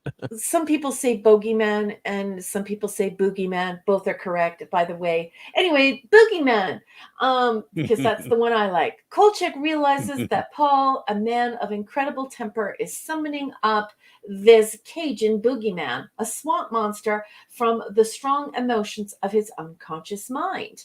His dream has become a nightmare for Chicago. Even when Paul dies, though, the boogeyman has become strong enough to exist independently, and its next target is a certain snooping reporter. Since the Bayou Monster probably will head for the sewer system, Kolchak heads for a showdown armed with the one weapon that can kill the Cajun boogeyman. I'm not even going to try and say that word again. A stake fashioned from a bayou gum tree. So, cool episode that taught me about some Cajun nighttime stories to scare their children. Per I Malfay. Per I Malfay. Per I Malfay. Hey. Okay, that's a mouthful, and I thought Greek was bad. Clubby, Mark, what did you think of the Cajun boogeyman in Spanish Moss Murders? You want to go first, Clobberin? No, Tom? you go first. Sure, sure. Right. No, I really love this episode. We did a fun watch party last night. We spoiler alert, we don't review it, we just watch it. So we don't want to, but I just say I did like the episode, but I think that Richard Keel is, really good in this episode, of course, using his immense bulk and height to his advantage, although I did think he had more of a character to play in the Medicine Man, the previous episode. But not faulting him. I thought he was really good, but he's not as he just doesn't have the same type of presence. Of course, it's a different character, but I love the altered states kind of idea of this person that they're experimenting on, and he's not dreaming, but in the end, he turns out to be creating this monster. Kind of reminded me of Forbidden Planet. I'm trying to think of some other sci-fi episodes where they have the monsters created that's a figment of imagination, but it's actually real. So well, Michael says, yeah, I wish you could join the watch parties, but Wednesdays are no good for you. Sorry about that. Yeah, we do them pretty late too. So yeah, it's fun to be able to hang out with everyone and watch the episode before we review it. But yeah, I like the Kolchak, of course, fighting with his boss Vince. Tony was it Tony, and fighting with everyone in the office, and going through the sewers. This guy's, as we were mentioning last night, he's got a lot of guts. Kolchak. He ruined his one good suit. So I hope he's got more suits in the closet going through those sewers. He lifts up that manhole cover and he goes into the sewer on his own. I mean, just crazy guts to do that. Although he does have, he's crazy. He's crazy, right? He's cray, right? Yeah. Yeah. So yeah. Well, Michael says Nightmare on Elm Street. Yeah, creatures in your dreams are one, and a special fear of Cassandra. She won't watch this one. Yeah. So yeah, the whole dream state and what happens in your dreams. So just really well done. The writing's great. The Kolchak character is just it's like him now at this point, right? You know who he is, and it's just he's like your buddy who's out there, fighting all these monsters. So yeah, I thought this was one of the better episodes, and of course he's really reflective in that too. Maybe you have to have a brush with death before you can really reflect on life, on the people and times that really meant something to you, like childhood, dreams of sailing on silver seas and wooden shoes, visions of sugar plums dancing, silver seas, sugar plums. The visions, the nightmares of a child are perhaps the most frightening and horrifying. Some people who were in Chicago during the first stifling hot weeks of July would say that were so if they were alive. So just great writing in this show. I mean, just right away. That's why I love anthology series. Right away, it just sucks you in, and you don't have to watch any other episodes. Just right in, you can put in any episode of Kolchak and enjoy it. If any of these episodes would work as a first episode. You don't need to. Of course, it always helps knowing the characters and the setups better, but you don't have to. Which is, I really miss anthology TV where I didn't have to watch every week back to back to back to follow the show. So yeah, it was just. Kolchak shows his guts again. Richard Keel is great, and Dolly had braces, right? So yeah, I would give this one a definite A. Yep, I have to give it an A as well. I've always loved this one. It's spooky, of course. The spookiness is off the chart in here. Kolchak's crazy. We just have to admit it to ourselves. Keenan Wynn. This one threw a slight curve. It started out. Because it's been a long time since I've seen it, but when he's being wait a minute, a police captain is being nice to Kolchak. Well, that's right. Yeah, that can't last. And of course, well, that was kind of funny seeing Keenan winning that role and stuff.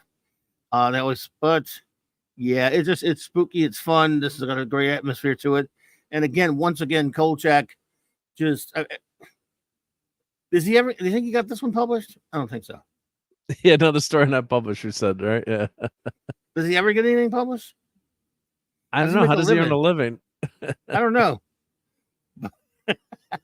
It was funny, though. It was funny. It was spooky, very atmospheric. So yeah, it's great stuff.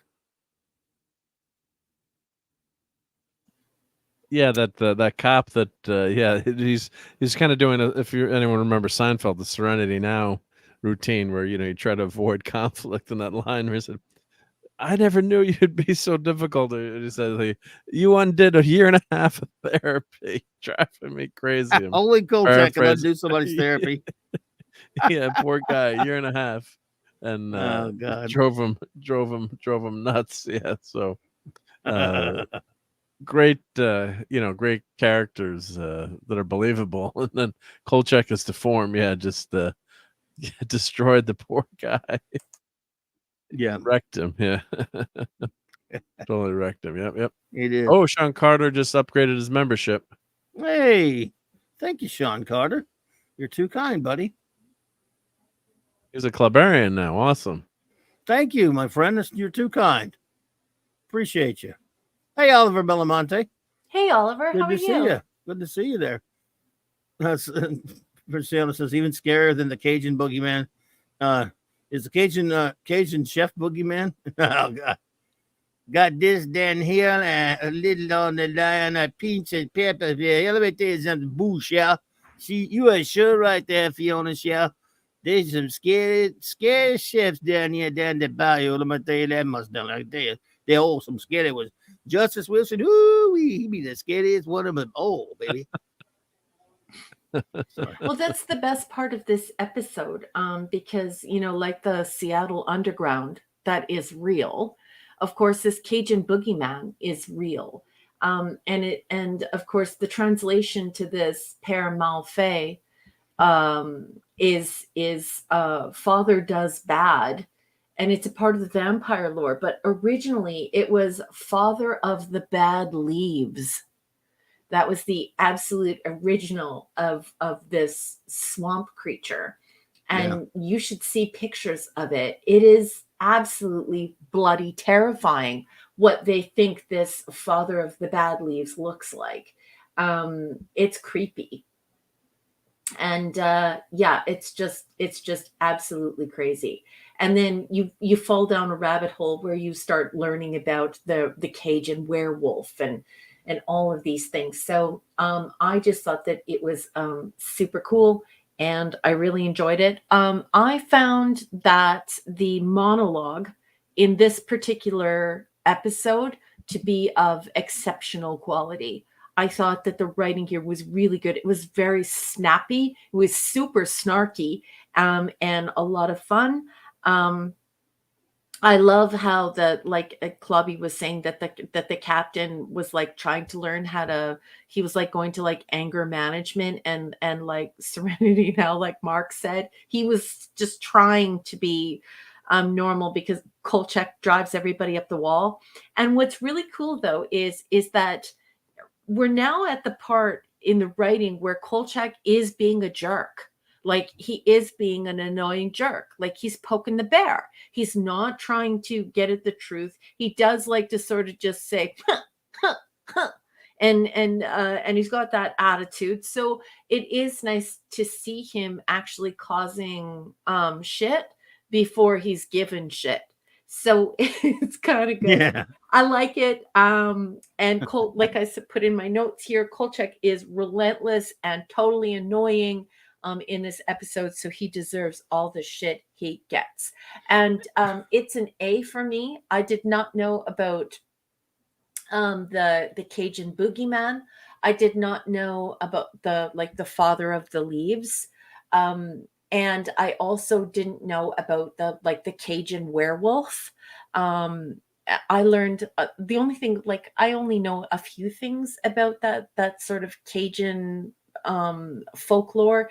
And of course, I learned about the serpent and the rainbow and about that chemical when that movie first came out. And then there was a book, but I don't remember if I ever read the book or not. I think I might have, but the movie just stands out to me so much because of the images. But anyway, I thought that was crazy that they had that whole Haitian voodoo thing where, people were given that drug. It made their pulse slow down to the point where people would think they were dead. They were buried alive. And then of course, some would be able to dig themselves out of the grave. Yeah. So I find all this stuff fascinating because you all know that I am a massive sucker for gothic horror. Gothic horror is so fun to me. I love werewolves. I love swamp things. I love the creature from the Black Lagoon. I like vampires. I like all of that stuff. Where you sneak up to being super, super scared, but there's no gore. And so this is an A, and it is so much fun. And now I know about the Cajun Boogeyman. Oh, Gwagnar's leaving. Gwagnar. Good night. Good night, buddy. Take care, man. Thank you for everything this week, Gwag. Thank you for spreading the word about my book and for just being such a great friend to me. Love Thank you, Gwag. bud. Thank you, Gwag. Thank you, Sean Carter. He's a member for 16 months. I didn't even know about the other levels. Were available. Have corrected that oversight. No oversight at all, but thank you so much. Chuck Lee, hello there. Welcome, Chuck Lee. Hello. I think they're 22 episodes, right? The two movies in 22 episodes, or is it 20 episodes? I can't remember. Anyway. Colton Mimba. So, let's see. Yes, I also give it an A. That's is that it for the episode?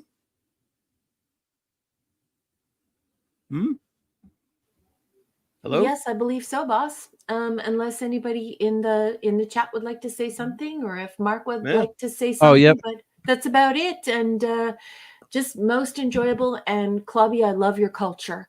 I also love your food.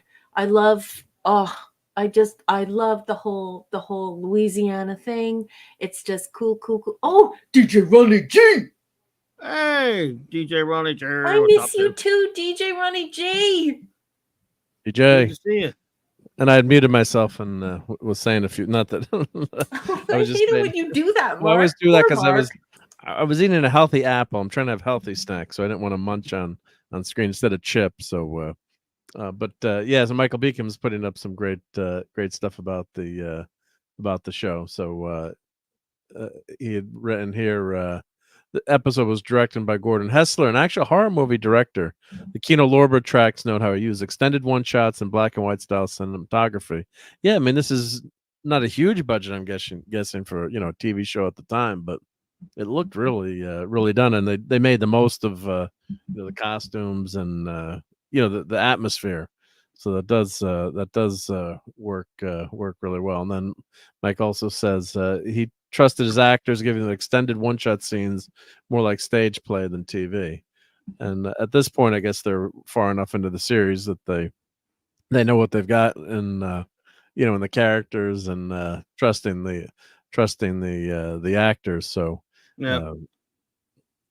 so I think they know how good Darren McGavin is right at this point, and Vincenzo, and Ron Updike, all those characters. And I love Miss Emily too. She's every scene with her is just gold, right? I mean, when you've got her in a scene, I just love her presence. Yeah. So while you're watching this, is your screen really black? Because I watch mine on my laptop and it's really black, and I almost feel like I want to show everyone the Cajun Boogeyman. Can you please look up the Father of the Leaves, or the Bad Father of the Leaves, and can we show him to everyone? Because wow. Oh, how he really looks, or not on the show. If you're a bad Cajun kid, you're in deep trouble. Mm-hmm. Yeah, I was reading about that in the IMDb for this page for this episode, and they talk about it. How scary. Clobbering Times. This is your neck of the woods. Is this creature mentioned, or first I ever heard about it, and the last I ever heard about it was this episode, which I watched when I think I watched it with my dad when it first aired, and then later in the 80s when they started showing this on CBS late night. I saw it then, and a couple other times since then. Contrary to what everyone thinks about the way we live down here, we don't all go to boat work in boats, and we don't. You don't have a swamp boat you just push out your backyard. However, there are a lot of swamps here. We are the Bayou State, but our state looks normal in most places to everyone else's, but there are swamps. And at a place my mom and dad used to live that they moved out of about like 24, 5 years ago. They did, every now and then get the occasional gator in their backyard. Okay. Yeah. And sometimes, and there's certain interstates around here, like I-10, even I-10 once in a while, you can see a gator out and wandered out onto the highway and got whacked every now and then, just like the deer do sometimes. Yeah. Well, the deer don't go out on the interstate around here, but the gators, once in a while, you see one on the side of the road. So do you think this creature inspired the Swamp Thing or Man Thing? Man Thing barely predates Swamp Thing, but like a month or yeah. So who they, I don't know, because there was also before that, many years before that, in the Golden Age, there was a swamp type character called the Heap, but because there's I don't know, it's possible. The Heap might have been sort of inspired, but I'm not really even sure. No, I think it's super cool. Hey, Sean Carter says, so Clobby, you never knew a man named Doc Millsap and his pretty wife Hannah? I know Johnny Millsap. Thank you so much for the super chat, Sean. How about Ronnie Millsap? Oh, Those Ronnie. were some good tunes. Ronnie. I meant Ronnie. Sorry. I thought it was Johnny. See, I can't stand country music, so I don't know the names, but I've heard Ronnie Millsap. Hey. What? Smoky Mountain Range. Anyway, Minimus is here. Minimus. That's true. What he says. There was a sign in the Swamp Thing comic that Bernie writes, and said Baton Rouge, 11.2 miles. It was a laugh, yeah. And it was a place that we've never seen around here, because that was the early 70s. Go ahead, number one. Oh, nothing. I'm just fascinated by all of this. I would just like to say that I don't know Wayne Gretzky. I don't live in an igloo. You don't? And no, you don't? I don't live in an igloo. You sure? But I still find the whole like opening up the can of worms where we talk about the things that frightened us or things that were around at the founding of Canada and the United States. And I love these stories. I love these stories. I'm fascinated by them. We were talking around where we were always told some weird stories about certain areas that had monsters in them, different types and stuff. Yeah, but not that. I never got told that one. I like the whole idea of the werewolf thing. I wish Mark would show it. Mark, you should show it. Oh, I'll show in a second. Yeah, just another good comments here from everyone, obviously, but Michael Beacom.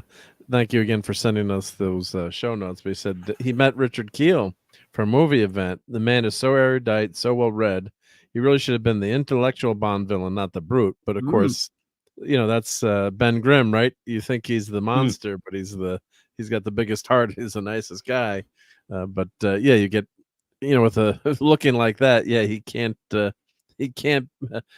be the hero, right? He's going to get cast as the villain just by how tall and big and right. I'm sure, but you think of a lot of these giants, are actually super nice in real life, maybe because they don't have to worry about getting picked on.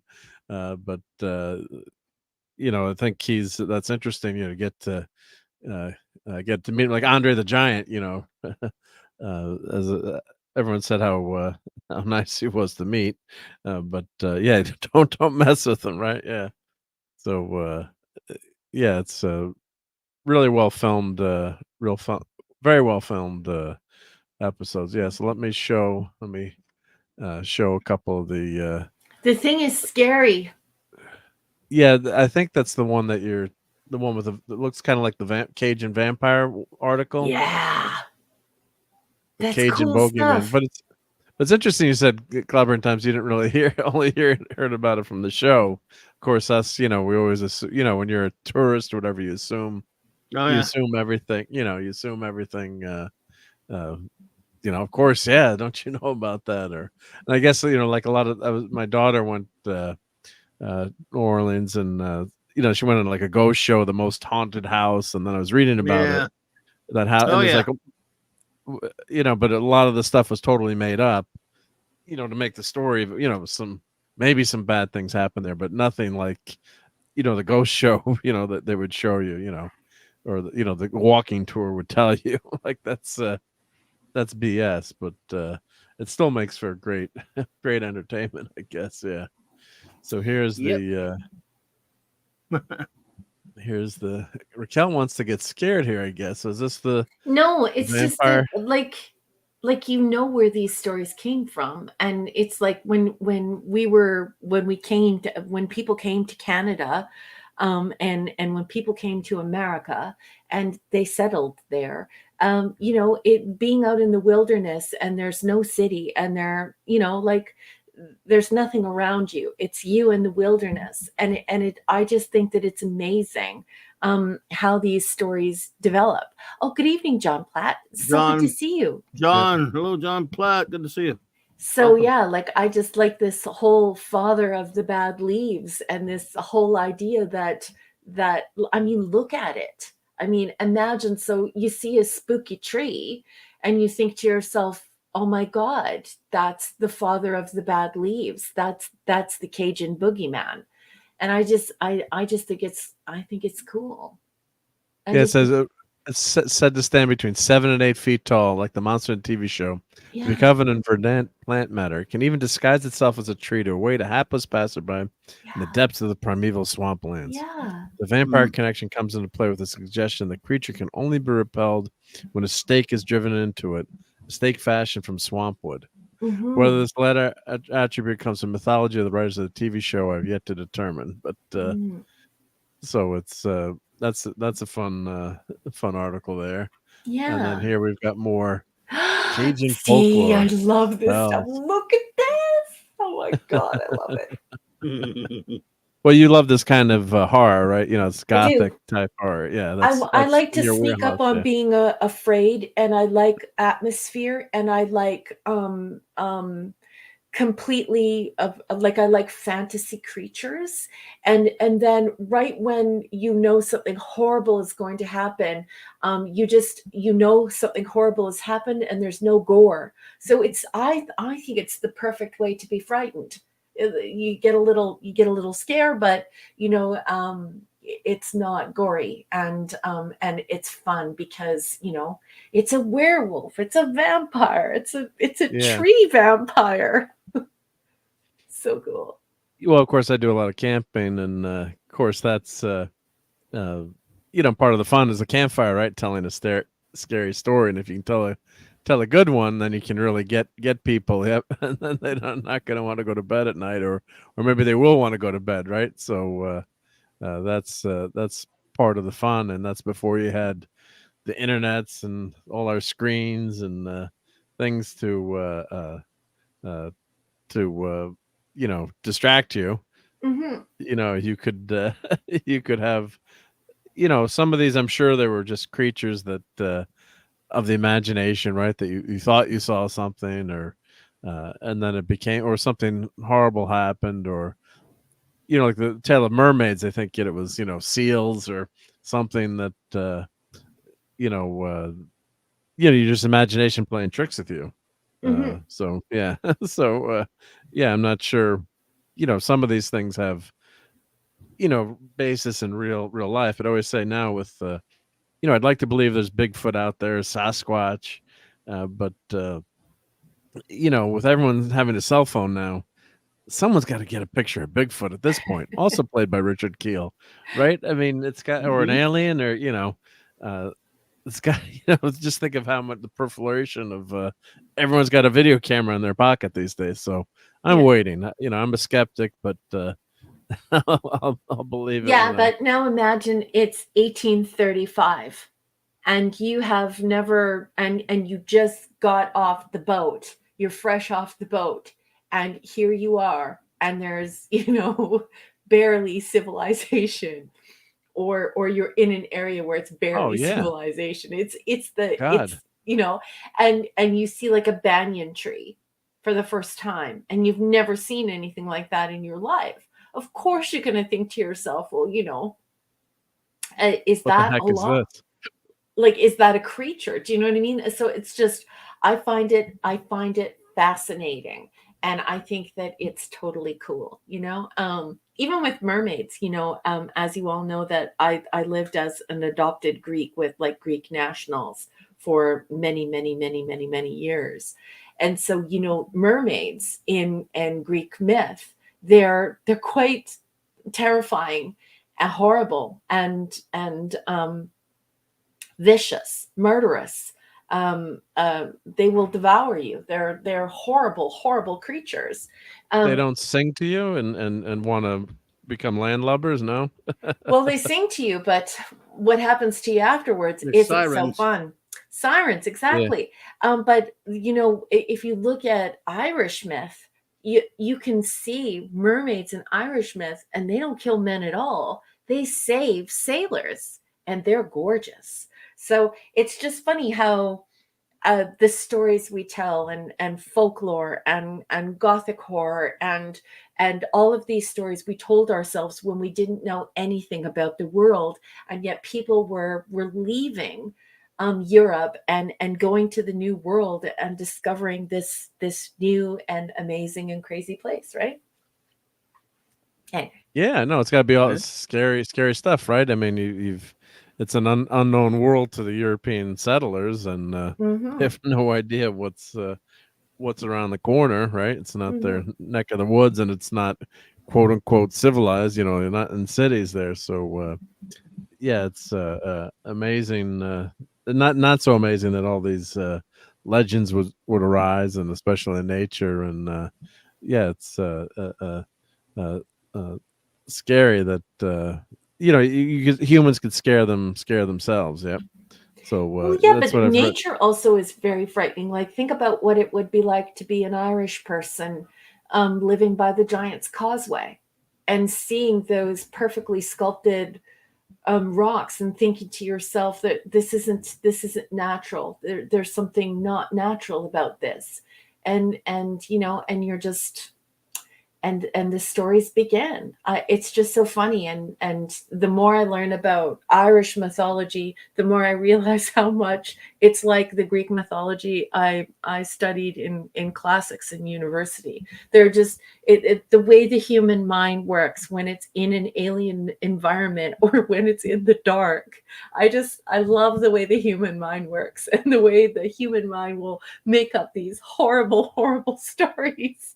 And yes, I'm certain many of them are metaphors, and many of them are just the mind playing or nature playing tricks on your mind. But the way that it all comes together, I just find it fascinating, and I really love it. And I love that Kolchak focuses on that. I did not know about the Seattle Underground. I went and I looked it up, and like Clubby, I was totally blown away by the fact that it does look as good as it does in the Kolchak That looks episode. great. Yeah, Like, looks great. there's Yeah. an entire underground under Seattle, and it looks pretty darn good. Like, you could take a tour.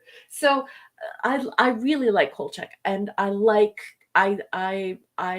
think that the whole process of going through these episodes is delightful because we get to talk about that folklore, we get to talk about gothic horror, we get to talk about a little, we get to brush up against sociology where we begin to discuss different cultures and the way they interact with things that frighten them, and regionally the different monsters, and I just love it. I think it's terrific. And I made a mistake too. It was actually Andre the Giant. Thank you for pointing out that was Sasquatch. I thought Richard Keel played in one part. Was on the $6 Million Man, but I guess my crummy memory. I thought he. Ted Cassidy did. I was Ted Cassidy. That's why I was mixing up Richard Keel with Ted Cassidy. But I apologize for typecasting the 7 foot Yeah, plus you did. guys. typecast. Yeah, but there was 2 guys that played Sasquatch, right? Yeah. So, Mhm. but yeah, it's yeah, he was 7 feet 3 inches tall. Yep, Richard Keel. So, but I think that's tall. that's pretty darn tall, and he's a big guy too. And of course, he was cast as the Incredible Hulk. They turned down Schwarzenegger was originally considered, but he was too short. And then they had the pilot had Richard Keel, but then they went with Lou Ferrigno, who obviously was much better in the role as the muscular Hulk. Have you seen those pictures of Keel as the Hulk clobbering times?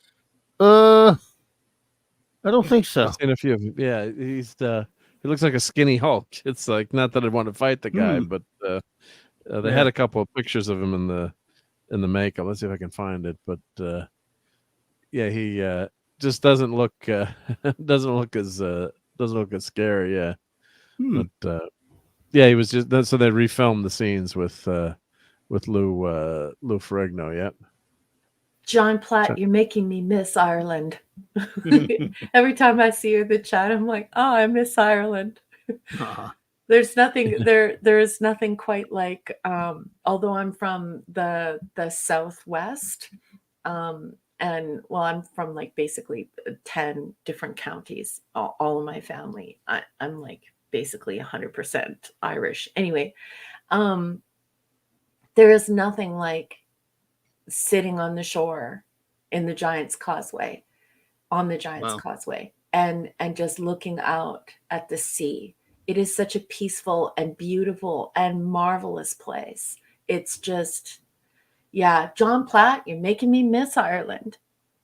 Was it one episode of Switch they were on as brothers? Minimusness, Richard Keel and Ted Cassidy. I remember the show Switch, but were they just one episode or were they regulars? Weird. Anyway, crazy. Well, there you go. Well, fun episode. Cool episode, of course. Getting them done. And had a little Louisiana in there, and we got to learn about what frightened folks in the South. And it was definitely the trees. One episode. Like, that's crazy. Like, imagine envisioning a vampire in a tree. I just think that that's just fascinating. And when you look at the Louisiana swamps, like, I could just, it makes me want to read a million books about. You want to go? You want to go to the swamps? I would love to do that when we go down there. I would love to. There's swamp tours. Yeah, I would love that. I mean, I'll take you on the swamp tour.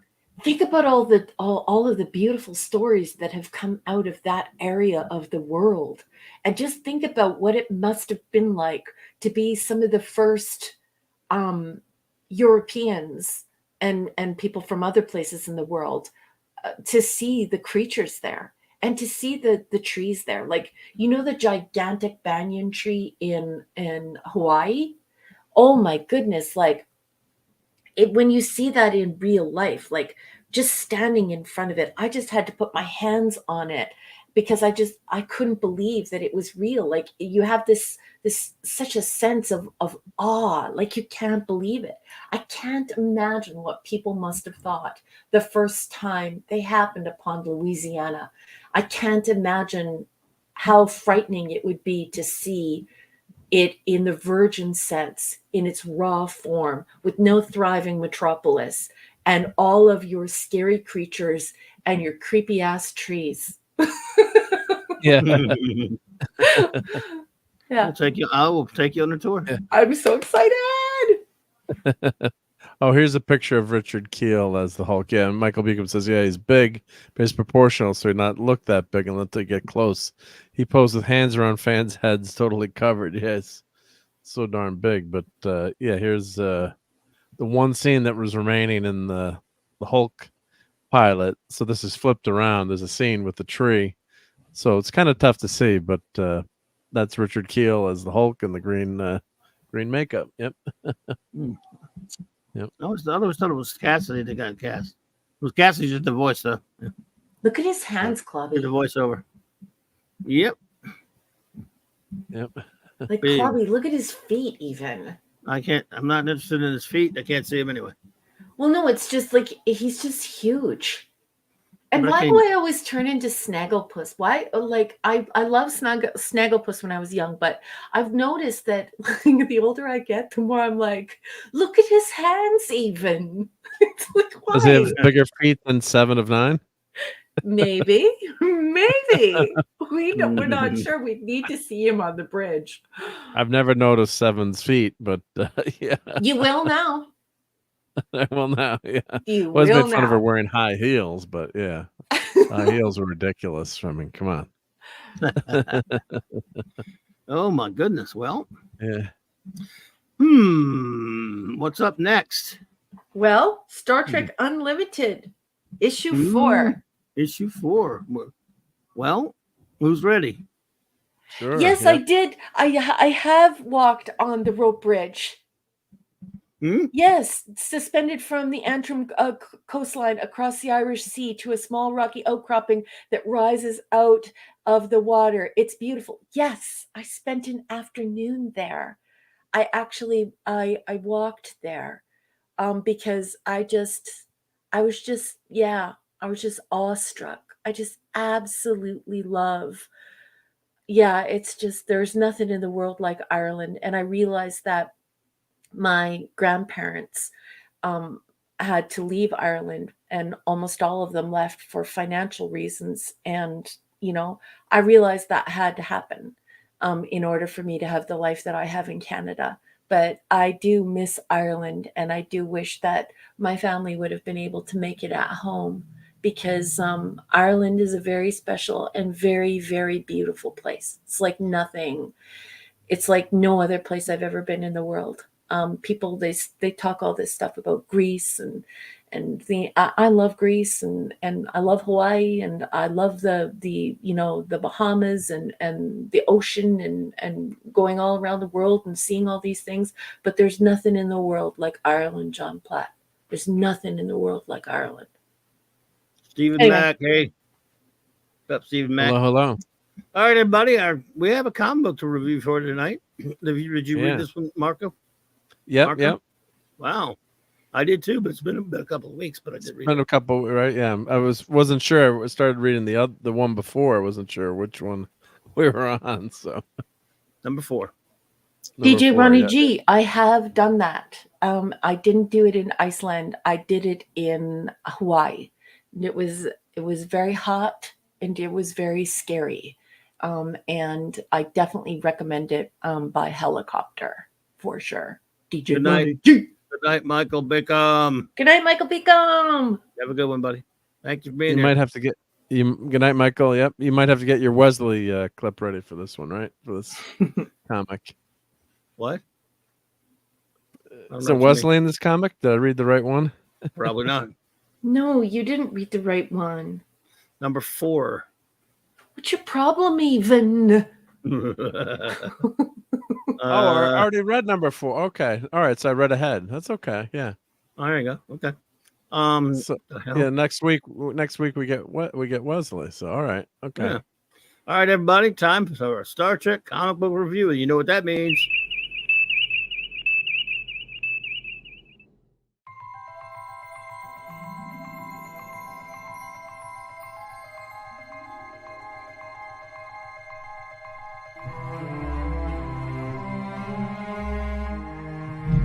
Warp drive, Mr. Scott.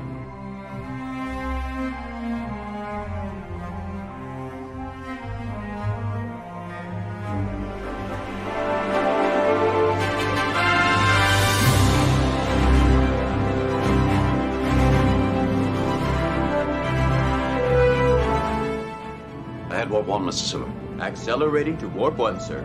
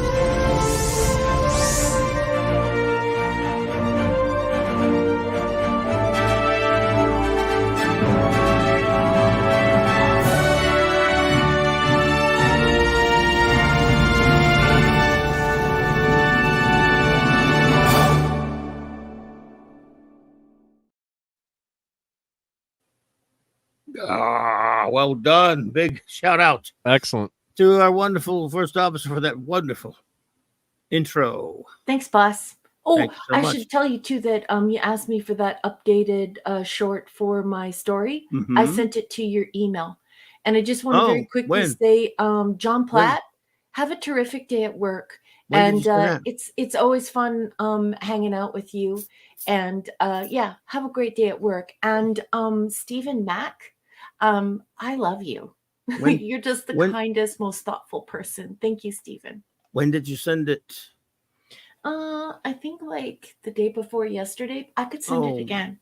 Well, I'll try to find it later. I don't see it. It's but- on Drive. You know how you and I share Google Drive? Okay, is it? It's on my Drive, I'll baby. Yeah. find it somewhere. Yeah. Okay. Is that on Google Drive? Okay. All right. So remind me to put it on here then. Yes. All right, folks. I'm Star just, Trek. I'm just so happy that you even let me do that. I think you're the Oh, you kindest crazy? person ever. Oh my! It's like it's a chore or something. Good Lord. Okay. Here we go, folks. All right. Star Trek comics. It's been a while since we've done these, but we've tried to do it as often as we possibly can. We love Star Trek. We love comics. Basically, the Star Trek comic books have been around almost as long as Star Trek itself. Right around the time the original series was ending, Gold Key Comics, owned by Western Publishing and Dell, picked up the license to do Star Trek comic books. Although there were also a couple of companies in the UK also did as well a little bit later. For the most part, the comic books were exclusive to Gold Key for over a decade, right around a decade actually. And then, by the time Star Trek: The Motion Picture had released, Marvel Comics ended up with the license.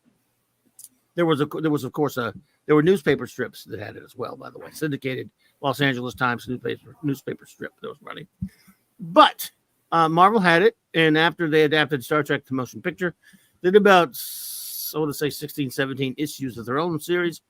It fell by the wayside, and eventually, not too long after Star Trek II: The Wrath of Khan was released, DC picked it up and started doing their own Trek stories. Sans Spock, of course. And they took it into the 90s with not only the original series property, but also Star Trek: The Next Generation comic books. However, Malibu would get their hands on the rights to Malibu Comics would get their hands on the rights to Star Trek: Deep Space Nine and Voyager. And throughout the middle part of the 90s, but around 1997-ish, 96, 97, Marvel ended up getting the rights back to all of it. They called it Paramount, in a joint with Paramount. They called it Paramount Comics, and they produced several different series, including this one. We've reviewed a few here already. And now we're reviewing Star Trek Unlimited, which is a series that contains 2 stories each month. One of the original series, one of the TNG crew. And tonight, our first story, let's see. Can Geordi LaForge and Dr. Leah Brahms unlock the secret of a 100-year-old starship? If not, they're dead, plus the original series, which we have first, actually. Larry, are you here, honey? If you're here, go grab your comic. Don't forget. Yeah. Okay. Yeah. I don't know if Larry was here earlier, but He was. Yep, he was. Yep. so here we go. Let's see. This is None But the Brave is the title of this story. Written by Dan Abnett and Ian Abington, who's written most of the things we've reviewed here. Mark The cover is Bucking- really nice. Yes. The cover is really nice. Can we just talk about the cover? Because I want to know what you think of it. Oh yeah, it's really good by I think Rankar. I forget the guy's name on the pencils, but Al Williamson inked the cover. The great Al Williamson. This is a nice cover, and I'd like to ask Larry what he thinks of it in real life. Because Larry and I don't read them digitally; we read them like we read the physical copies. Larry, I think that this cover is absolutely gorgeous. It looks so beautiful on the coffee table. It's like it's very eye-catching. The colors are nice, and I think the composition is really nice. I think I would just stick with page 3. It's page 3. I You'll don't see. understand. Oh, I I'm- understand. You big All right. Goomba. Okay. None But the Brave is the title of the story. Dan Abnett and Ian Eddington writers. Mark Buckingham penciler. Kev Sutherland is the inker. Kevin Somers is the colorist. Felix letterer. Phil Felix editor. Chip Carter, Tim Dewey, and Paul Barris, the inkswers. Mhm. So here we go. Let's see. Yeah. Larry says he has to Larry, wash his Larry. hands before he's allowed to touch his comic. Yeah, don't put him on the coffee table. That could be dangerous. Yeah. So we have a Romulan bird of prey. Very nice. Even better, I like this page. this wowzer here. Just stop there. I'm going to warn everyone right now, spoiler alert. I like really liked this comic this week. I've been looking forward to covering it because I actually think that both stories are strong and I Yep. think the art is really nice. So I definitely, spoiler alert, I'm going to be saying lots of really nice things about this comic because I really enjoyed both stories and I think the art is gorgeous and I think it's really good Star Trek storytelling. Spoiler. That is a legit story because they didn't expect that. She's then beautiful. And I love seeing, I absolutely love seeing her on the page. I think she's absolutely beautiful. And I think the whole idea of it being her sister, I think is from the Enterprise incident. I think that's great. What do you think, Club? What was your question? What do you Her think? being the sister? Yeah. Yeah. I thought that was kind of cool. The sister of the Romulan commander.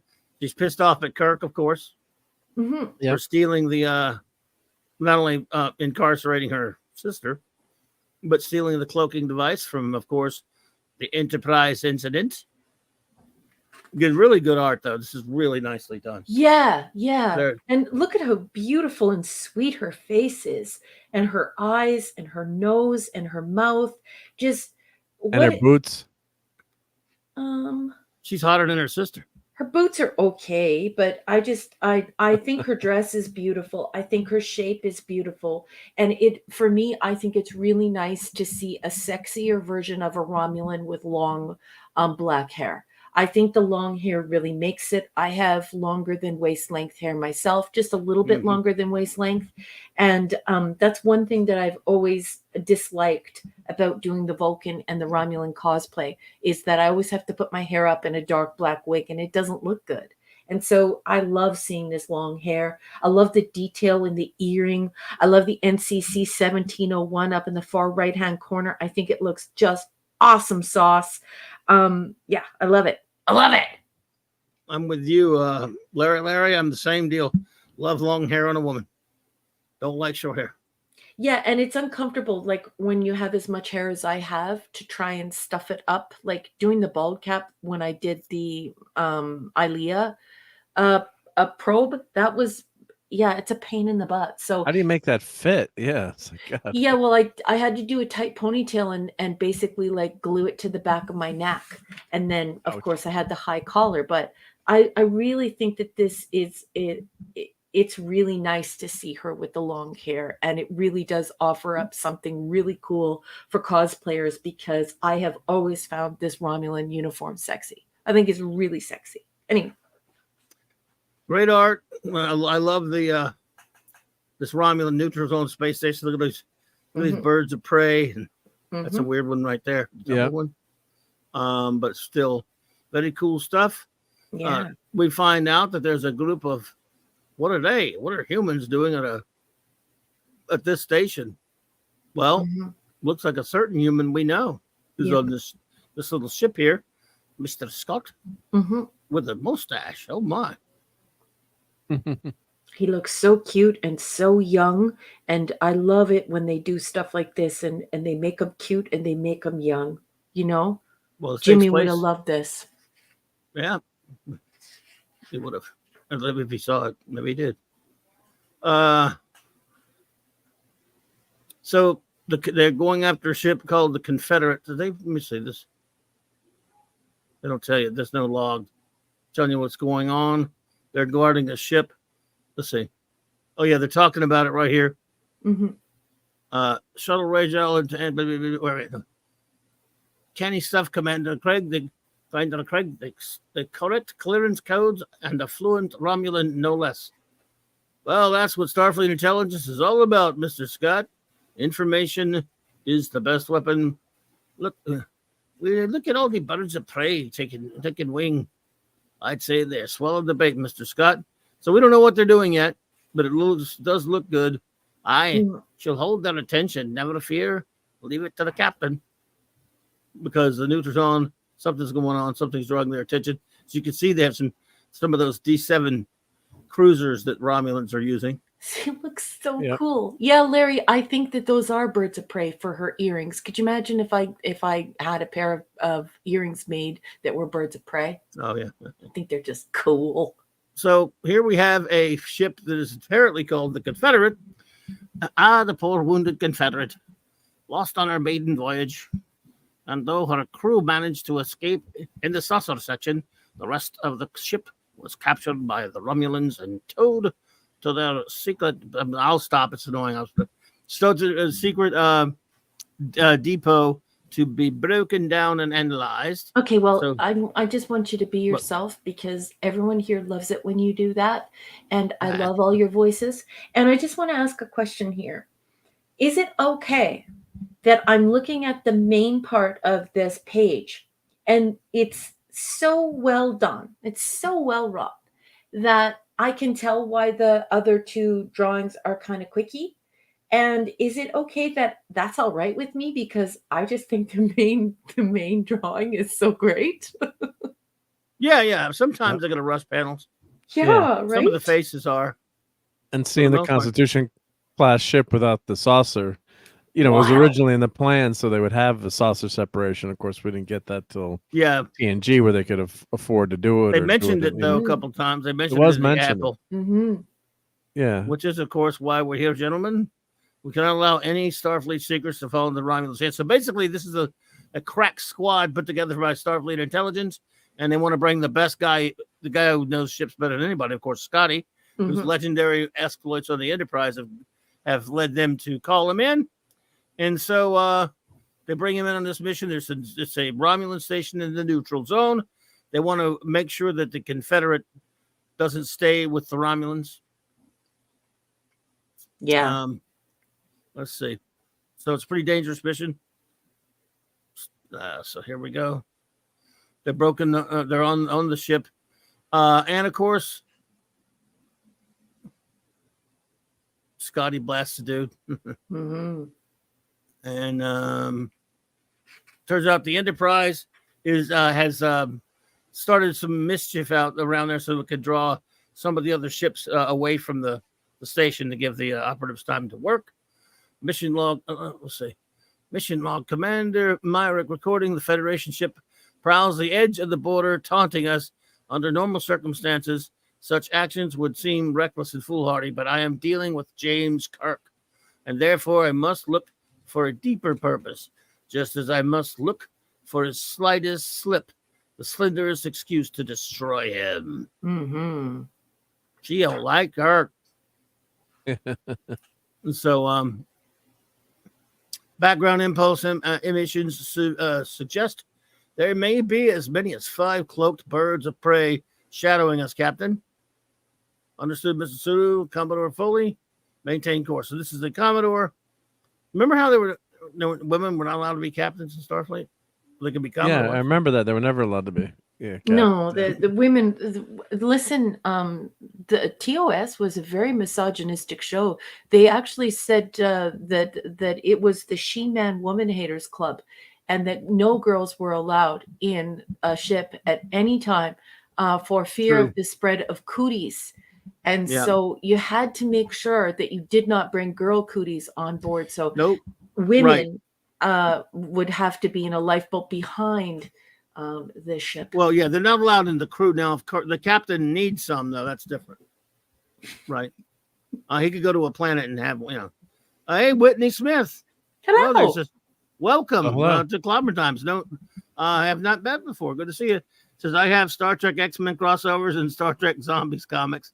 Yeah, they've done a lot of weird crossovers. There's no question about that. But welcome. It's good to see you. We review a Star Trek comic when we can on our Thursday night Clubhouse. So anyway, basically this McCoy's concerned that they're messing around on the rightfully concerned, by the way, that they're messing around in the neutral zone or near the neutral zone. Not too good. Yeah. But they're trying to distract those forces to keep them away. But they need to recover the Confederate, and it's of paramount importance as opposed to universal importance. But yeah, McCoy doesn't buy into it though. Is that right, Commodore? Then why did you send an engineer like Scotty? And isn't this a job for your elite security boys? I confess, Kirkuk says, I confess, I share my CMO's concerns, Commodore. Why Scotty? Why us? Mm-hmm. Montgomery Scott is a renowned engineer in this ship of the line. There's no hidden agenda, which means there's a hidden agenda. Always is. Yep. So what does it mean when they say that it's a ship of the line? What does that truly mean? Like unpacked? Like it's obvious that you can figure out what they're saying, but what is the implication of the ship of the line? I thought it meant it was the first of the class or the best of the class of that ship, a ship of the line. I don't know if it means much other than just part of Starfleet, a Starfleet ship. Do we have any Navy people in the chat? But I thought it meant it was like the best ship. Wish my father-in-law were still alive. Stupid cancer. Or maybe it's a type of ship. It's a type of ship. Yep. There you go. Well, it was a line of battle. Okay, it was a frigate, I guess. Yep.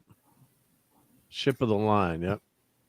So this is a Commodore, and Kirk, he's more concerned about Scotty, of course, and I like how he let your second in command attack, because might I be permitted to differ from that opinion, Captain? Differ away, Mr. Spock.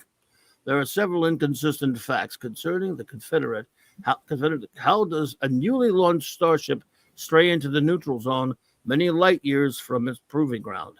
How does it make that journey hours rather than days? Mm-hmm. And why were all her crew and handpicked by Starfleet security? Mm-hmm. Then there is the matter of us, Captain. Us, explain. There were several Federation ships more proximal to the incident that could have been called in, but we are the only ship that has deceived the Romulans in the past and deprived them of a cloaking device. I conclude, therefore, we were selected for maximum provocation. We are no less than a red flag to the Romulan bull.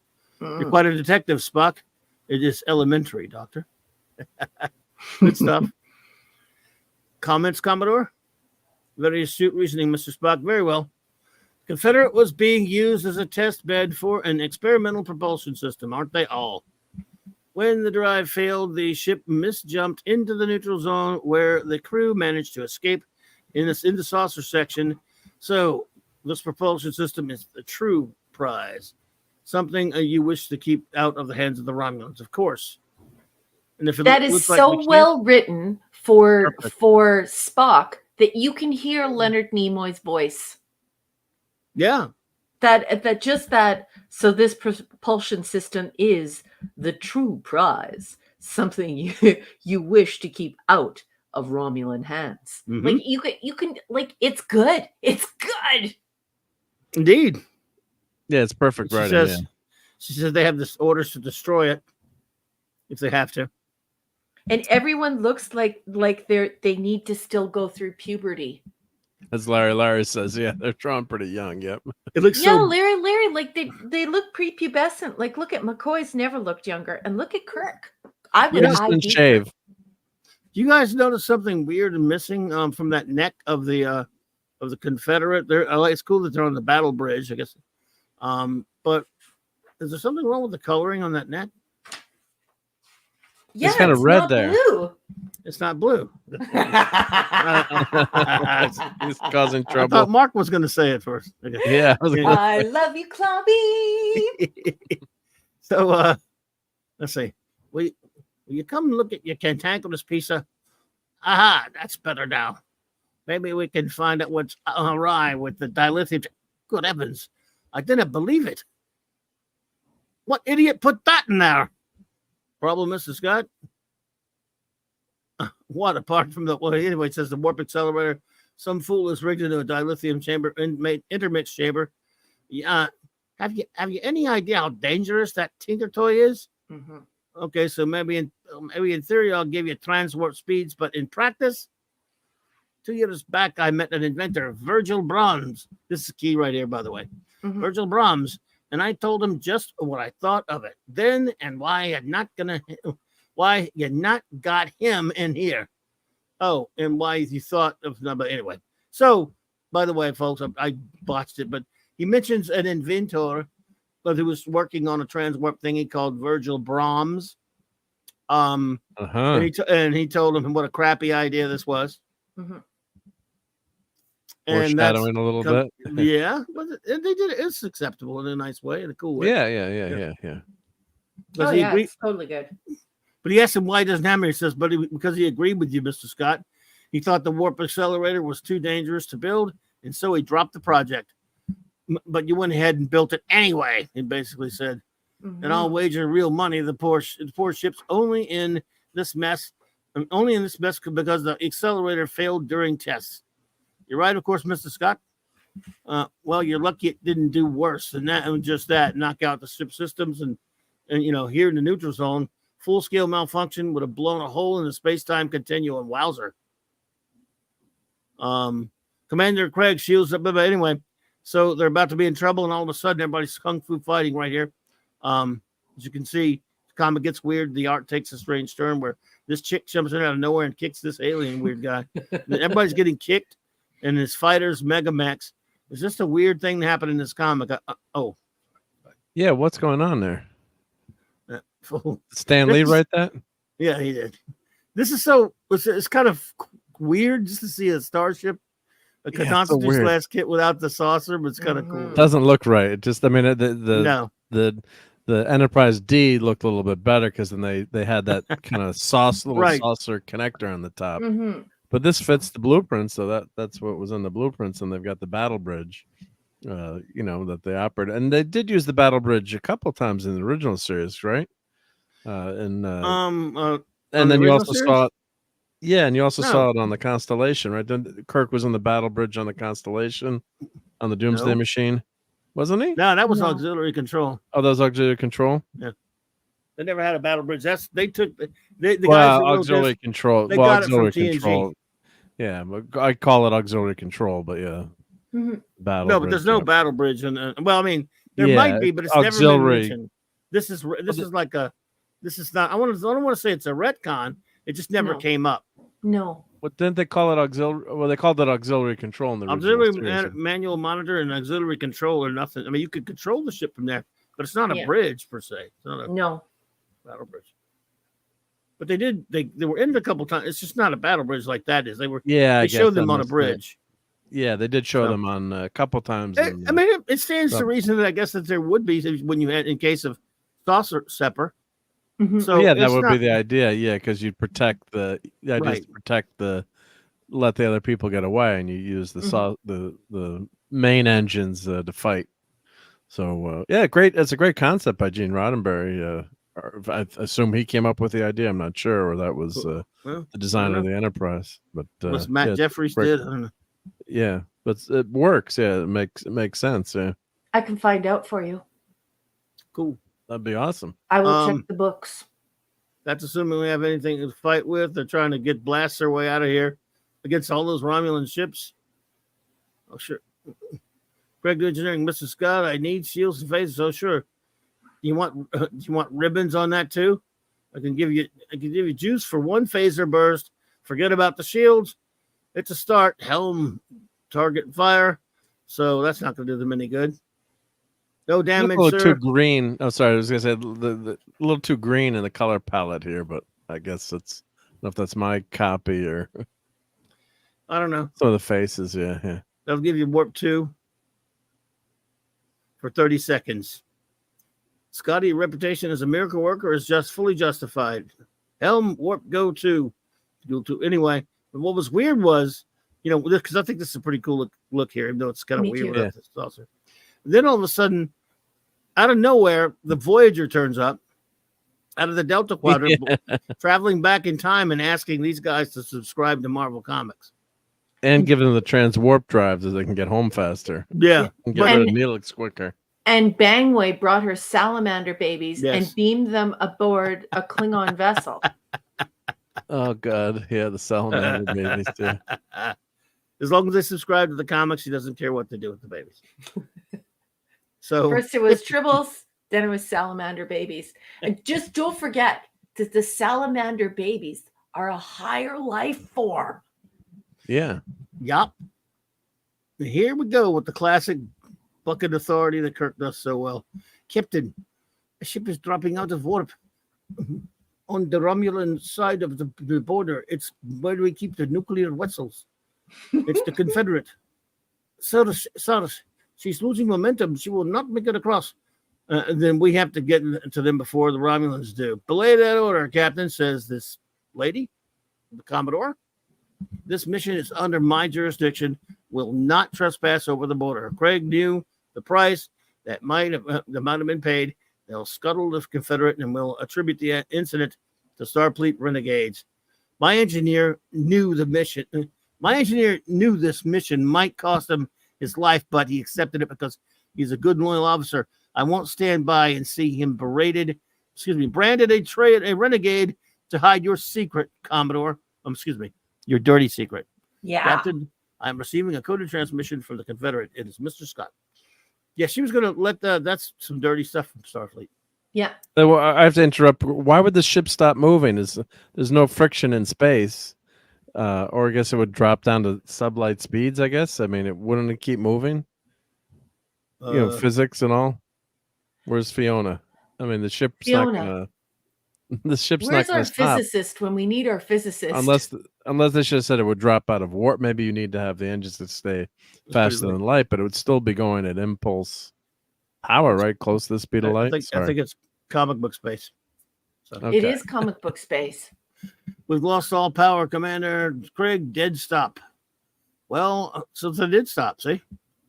Well, we gave the Romulans a good run for their money. Computer. Initiate auto destruction. Will you hold on a moment, Commander? I didn't ken. Was it? I could see it. Didn't ken how you got anywhere in Starfleet. You're always so negative. Mm-hmm. You see, I've managed to wire up your warp accelerator for one last test, and if it misfires like it did last time, all the Romulan ships around us are going to have their systems fritzied in the bargain. Okay, let's stop for 1 second and let's have a little pause. Now, Scotty doesn't know how anyone could get anywhere in Starfleet if they're negative. I would just like to let all of the filth people know this. Please continue. Sorry, Clobby. No problem. What about the Enterprise? That's all taken care of. All we'll have to worry about is getting clear of this tub before the accelerator collapses it into a spatial distortion. Mm-hmm. So, Commander Myrick, I'm registering a energy buildup, but I don't know why my voice is doing this. So this is pretty cool right here. Basically, a lot of men have an energy buildup when they're around Myrick. Well, she's pretty hot. Yeah. So there you go. They manages to. It's like I guess it acted like an MVP. I mean EMT. You get it? Sorry. Oh, this is pretty cool here. Captain's log supplemental. With nothing left to fight over, the Romulans have withdrawn, and USS Nimrod, what a name for a ship, has arrived to collect Commodore Foley and her Nimrods. Look at that ship, though. It's cool that we still had ships like that at the point. So anyway, blah, blah, blah, blah, blah. All this happened and that happened. And they got him out of there. They did. Curse you, curse you forever. She wants him. She does. She wants him. Sure, yeah. So it's been an education, Commodore Kirk. Look after yourself, Commander. Go screw off. I mean, okay. So anyway, yeah. So I guess the Commodore probably wants Kirk too. Let's be honest. She wants him. She wants him. She wants him. So now we move over to a ship, to a Constitution class ship with some no dude- delineation. Like there's no. I like that the transition. We get the small the end, then we go directly into the new story because it's connected. It's connected, and we'll find out why. It's Yeah, cool. but we're in the future. Why does it look like the past? Yeah, this is really good stuff. You're so. about to find out why. I love that. I love because those were I kind of like those episodes with the Braun. What's her name? The lady. Leia Brahms. Yeah, Leia Brahms, yep. Those were pretty decent, and they were pretty good. And she's. I thought Jordy never got lucky though. I like her character. Well, we'll find out there. This is of course, it's a holodeck because they're called. She's doing the exact same crap he used to do. She is Playing around the holodeck, and that was kind of funny. He caught her playing on the holodeck. The story is called Inheritance. and now we get the title page. Like now we get the cover. Yes. Dan Abnett and Ian Eddington writers. Ron Randall, who also did the cover, I believe. Penciler, the great legendary Al Williamson, inker, as he inked the cover as well, which is why it's such a nice cover. Phil Felix, letterer. Kevin Tinsley, colorist. Timothy Tuohy, editor. Bob Harris doing not a damn thing, the big blips. And Chip Carter, Starfleet operator. It was being Chip Carter did all the editor work. So anyway, he's teasing her about playing around on the holodeck. Mm-hmm.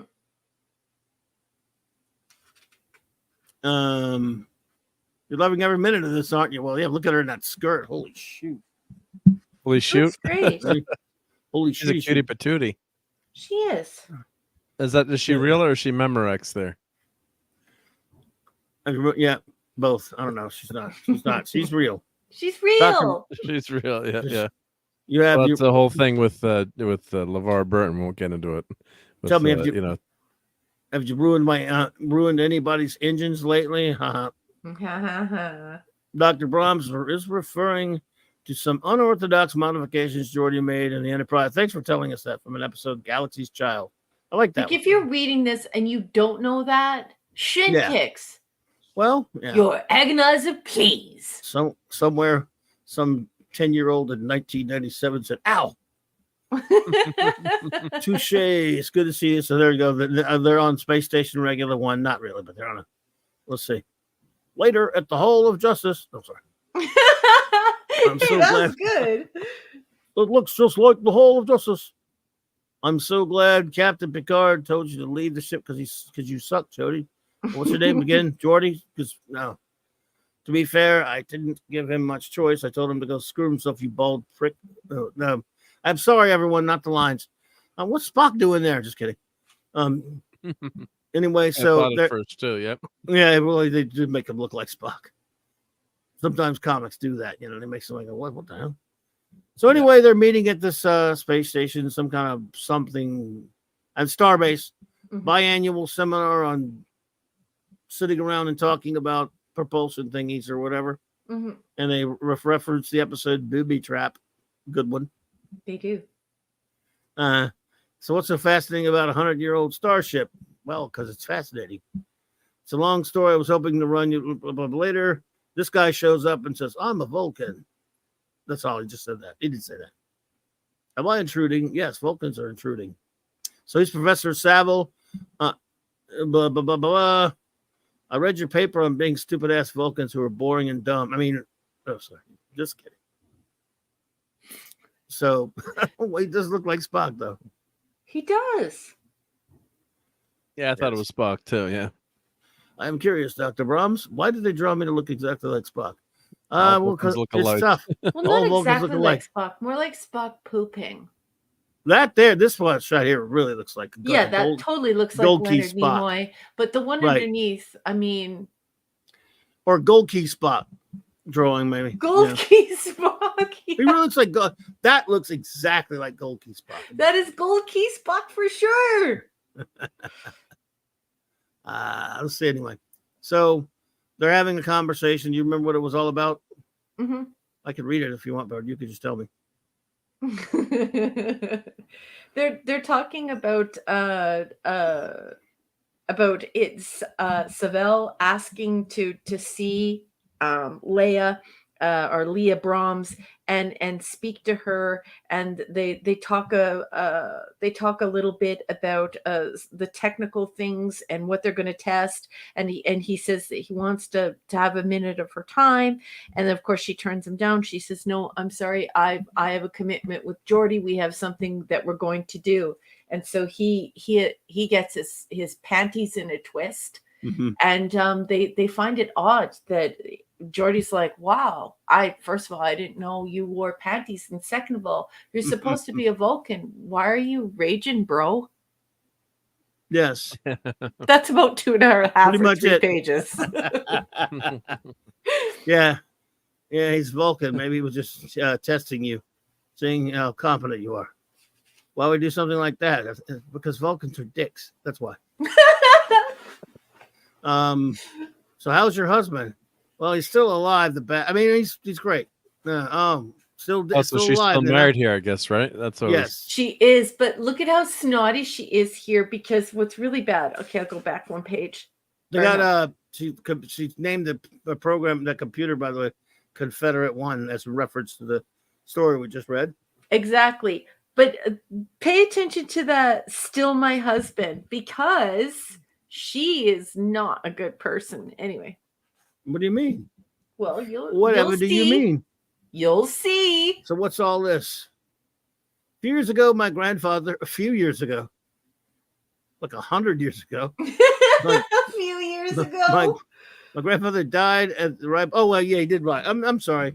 That was with Scotty 100 years ago. But yeah, he did die just a few years ago. Yeah. He must have been really old. I was jumped the gun like me. They extended his life. He was an engineer, but commercial, not Starfleet. He left me all his notes and files. This is where I discovered this. What is it?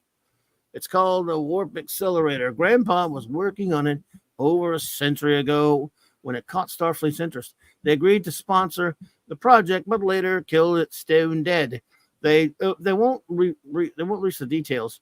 It's still classified, but from his notes, I think he was onto something. I believe that warp accelerator could deliver speeds in excess of warp 10. All you people are warp 10. Not now. Wait a minute. That's theoretically remember who you're talking to here, LaFoji. Yeah. It's warp not accelerator. Impossible. They did it like multiple times. Get out of here. They did it. It went warp 14 once. Yeah. Warp accelerator was originally tested on a Constitution-class ship called the Confederate. And I'm recreating it all right here again. I want to find out if my grandfather got it right, Geordi, and I want you to help me. So she gives a speech. My fellow Americans and aliens and other stuff. Brondo. Oh, looks good from there, though. She recommends they all drink Brondo. Drink Brondo, whatever that is. From Idiocracy. Most enlightening. Oh, okay. Oh, God. You mean water like from the toilet? Yeah. Most enlightening discourse, Dr. Brahms. Perhaps we could discuss it further over dinner. Hey, Vulcan's hitting on her. So I, Professor, have a prior booking. Everything set? You bet. We all know why it was a jerk, though. Boy, the professor sure looks mad. I didn't know he was Vulcan and actually say he was annoyed. And then they accidentally walked into the wrong holodeck. And all of a sudden, there was like a vast, fiery wasteland of stuff in video games. And Geordi yelled, "Computer and program." And then then they went back to normal. She said, "Would you stop bringing me to the wrong holodeck? Shit, it hurts." So, studying gaseous anomalies in the Mazda cluster. Couldn't you have come up with a better cover story than Nat LaForge? I did my best, but it was you who wanted to keep this trip secret, remember? Besides, I don't lie well. I have too honest a face. It's funny, I've been preparing all year to give that lecture, but when it came down to it, I just wanted to be out here doing this instead. I know what you mean. Doing you, but I meant doing things. Never mind. So, I don't know. So they're about to steal. They're taking a little runabout, right? It's a runabout. Mm-hmm. I like a runabout. Those are cool. Yep. It's a good design. Yeah, it looks cool. It's an RV. It's a space RV. Yeah. It's the A-team van of the next generation. Yeah. Well, a van's different though. This is an RV. Boss man, Sean Carter from Mars sent you a gift. Oh, Sean Carter, thank you, buddy. He says, "Why is everyone sprung on Brahms? How good could that? Wow, fungal be? Why, Sean? Whatever do you mean? I don't know what you mean, sir. Fungili. Isn't that like? Is that Fungili? Yeah, I think so. That's what she made for dinner. That's right. She likes some sort of weird fungus pasta. I'm afraid, sir. Or pasta. I'm afraid I don't understand your pertinent question. But thank you, Sean. You're very kind. Fungili. What the hell? Yep. So, someone stowed away on the runabout, and it's not quite Vulcan dude. Rest of travel. Not quite. Get it? Not quite. I am Major Reddick of the Romulan Empire. You are my prisoners. Even though this is supposed to be TNG, and Romulans look way different from Vulcans. Now, for some dumb reason. But they all look like the Michelin Man. I never liked the way they redesigned Romulans or Vulcans. The foreheads? Yeah. They turned them into forehead aliens. They just look like they always did. That, doing what was done to the Klingons and stuff. Okay, I deal with it. They should not have touched Romulans or Vulcans. Mm. A Romulan that figures you're blah, blah, blah. So anyway, he says, yeah, I know Romulans. They're all jerk-offs. Are you some kind of a racist? So they fly off. Well, that's pretty cool. This is a great page. Great page here. Not now that his friends have arrived. Oh my God, it's a big ship. We have to surrender. That's a Diedrichs. A Diedrichs class warbird. You don't argue with them, believe me. Why do you get kidnapped by Romulans often? More than I'd like. Yes, he did. Mm-hmm. So, blah blah blah. Guess who it is? Tomalak Forehead again. Romulans. At least they didn't really draw them to look like it much here. They didn't really go out of their way to. I think maybe this guy who drew it only watched the old show because in that previous comic Romulans were there and they look like TOS Romulans. Mm-hmm. And these don't look far off either. Anyway, that's Commander Tomalak, played by the great Andreas Kastulas. Andrea. Andreas. He was Ambassador Jakar on Babylon 5. Great character. Mm-hmm. But since we are no longer in Federation space and will shortly be arriving at Kotler, minor, a Romulan naval shipyard, you will appreciate my lack of concern, you jerk-off Federation. Hey, look, they still got the ship. How'd they get the ship? Well, they brought it out of the anomaly. It fell into that That's right. Okay. Yeah, into the I'm guessing they figured a way to get it out after 100 years, right? I think. Yeah. That's what I forgot that part of the story. I mean, bad Clubby. Bad Clubby. Yeah. Well, you read it more recently than me, number one. If you'd like to narrate from here. No, I don't want to narrate anything. You don't want to narrate? I'm sorry. Oh, okay. It's not just any ship. It recently dropped out of a spatial warp. Almost a century later, it was lost. After it was lost, okay? Mm-hmm. That hulk is the Confederate Starfleet's test vessel for the warp accelerator. built by Dr. Brom's grandfather. I don't know why I'm talking like this, but they have ways of making you talk, no? Records show that the violated Romulan space on a terrorist mission that was crippled by our valiant fleet. Starfleet sent a covert force to retrieve it, but instead sabotaged this ship, collapsing it into a temporary anomaly generated by the device. I want to know how it was created, Doctor. And you are the only one who can tell me, Mount Fräulein, or whatever you are. I don't know why I sound like this. It sounds pretty stupid to me. JT Kirk, I'm Oh. going to rover you, or just rover Uh-oh. yourself. Go outside, Oh. find a rover, run into it, wake up on a beach. Wake up on in a random area of the beach, right in the village. I Oops. sentence you to a lifetime in the village. Off you go JT's now. JT's Yeah. being bad. Look at that blue neck. Mark. That's what JT Kirk said. He said, notice that blue neck. Yeah. Larry, I used to know what NX meant. Somebody told me one time, but it completely escapes me right now. I have the NX-01. Sean Carter from Mars made me the NX-01. I wish we had an engineer here. Mark. Where? What you need to know. NX. Where's Yeah. Wolfie when you need him? Well, I'm confused. What do you need to know about the NX-01? I don't need to know anything about the NX-01. This is the NX-1713. So experimental class? Yeah, experimental. Yeah, because of the engine that's on the ship. Yeah. Yeah, but what does NX stand for, dude? I don't know what NX stands for, actually, and I should know that. That's it. Off I'm you fired. go to the Agni boost. Go. Agonizer, please. I always thought the X was experimental, like in the Air Force. You know, the X-15, the famous. Right, but NX?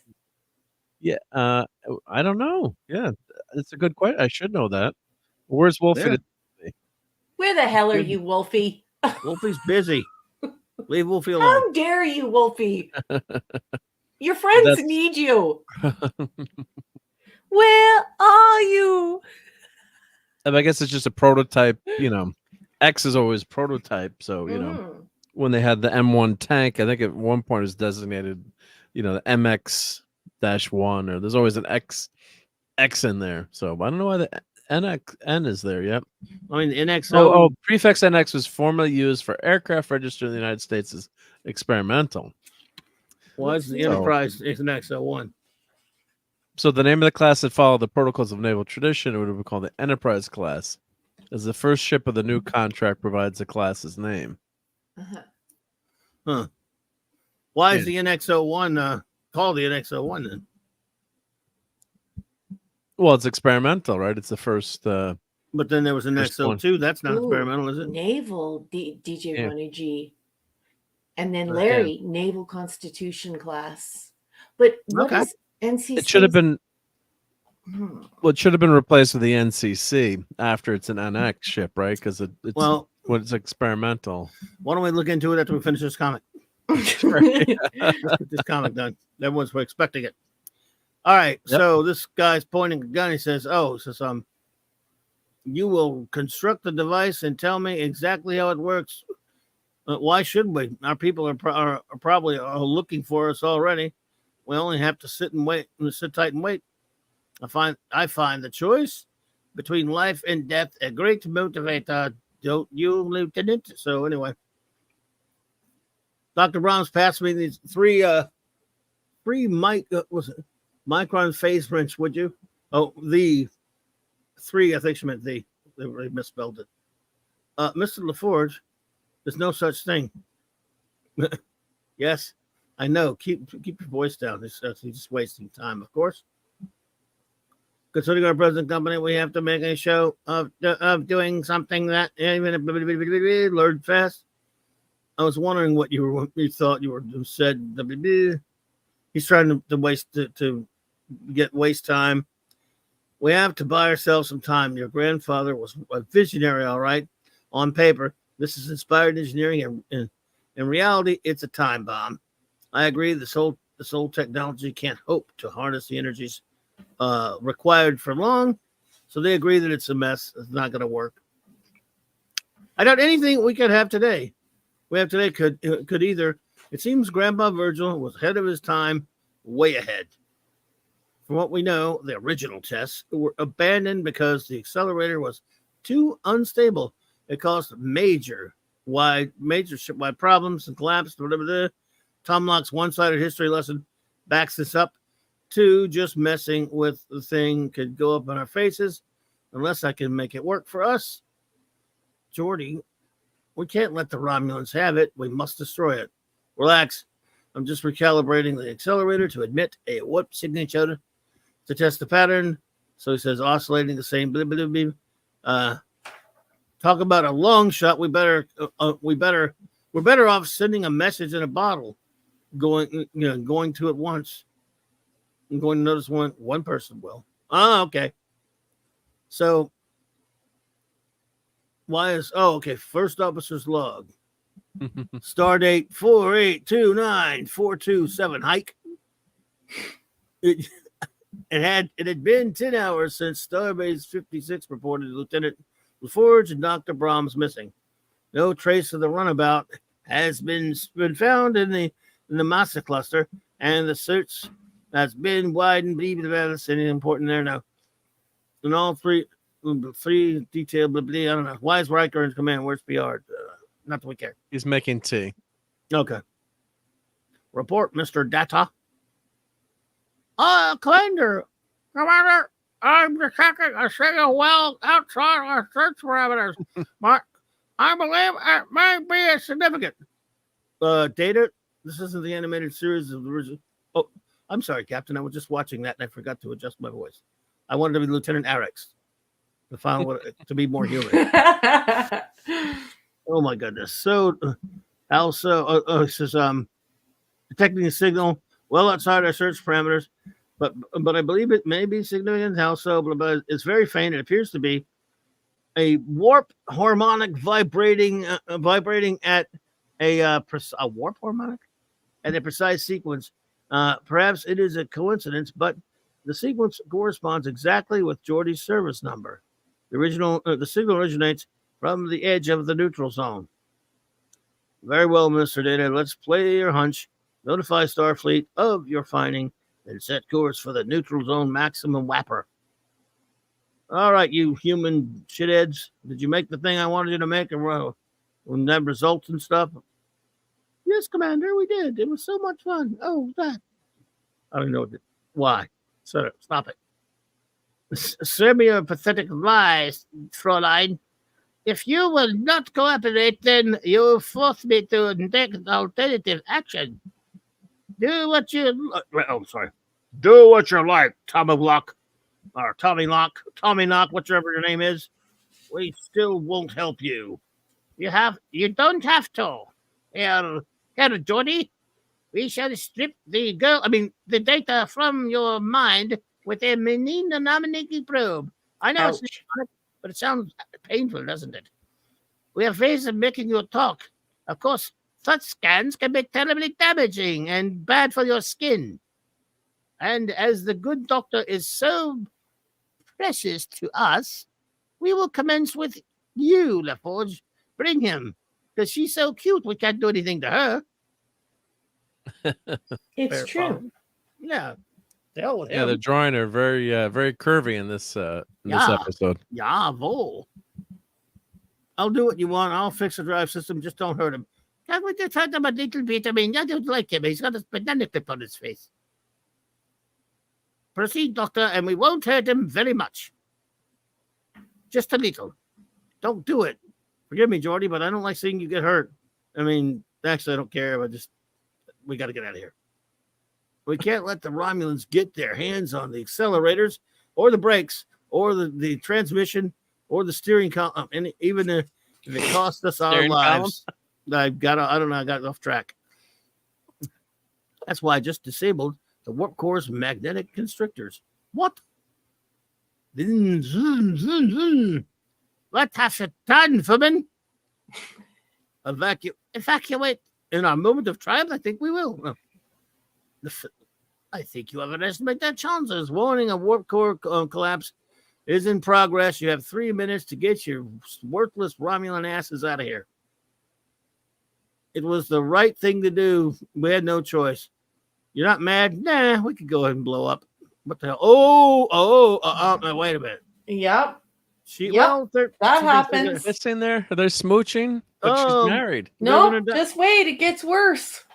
Go to the next page. These ships are going dumbass. There's humans. like a serious head tilt and everything. So they get beamed back. We're alive. Then that Beam me means back. I was just about to get lucky. Yeah, that means I don't get to kiss you. Yeah, beat me back. Wait 5 minutes. Welcome home, Lieutenant. Were you kissing a married woman? None of us any of our business, but you're a dumbass. You appear to have responded to your distress call just in time. Now I think an explanation is in order, young man. Yes, sir. See, I couldn't help it, but she kissed me first. I don't care about your kissing. What about the Romulans? Oh, them. So later they're on the Starship Lollipop and on the good ship Lollipop.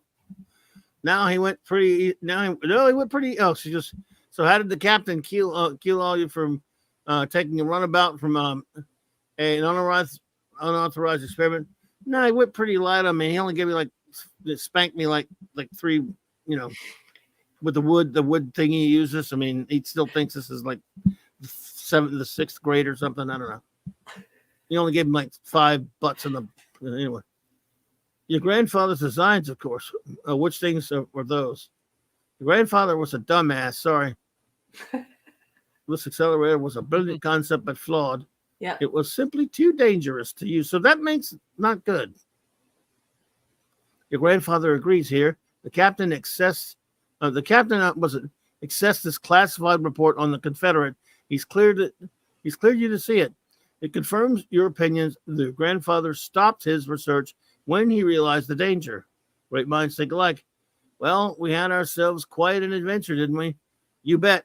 Here's to us, to good company and good friends and good kisses that I almost got. The end. Okay, I just want to know why we had a transporter chief, Data, Poopy Stew. Captain, I have to call a meeting because I have to go potty. Captain Conference. Captain Conference. Jonathan Fakey Pants and Dr. I Do Everything in the transporter room when they come over. We get some privacy. Does anyone know how to knock anymore?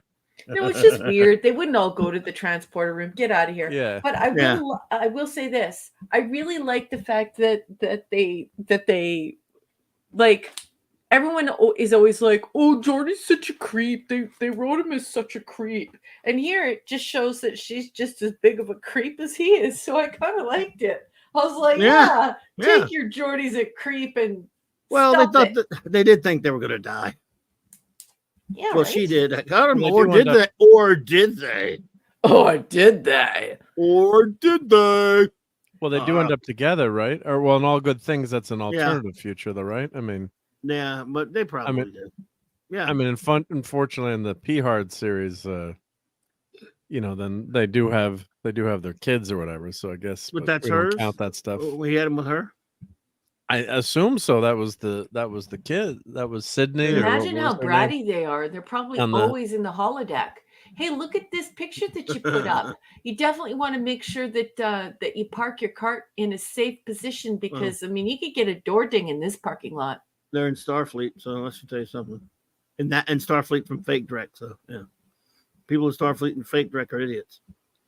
So here you go. I like all those ships parked there. They're all from different times. Very but what cool. the hell? Yeah.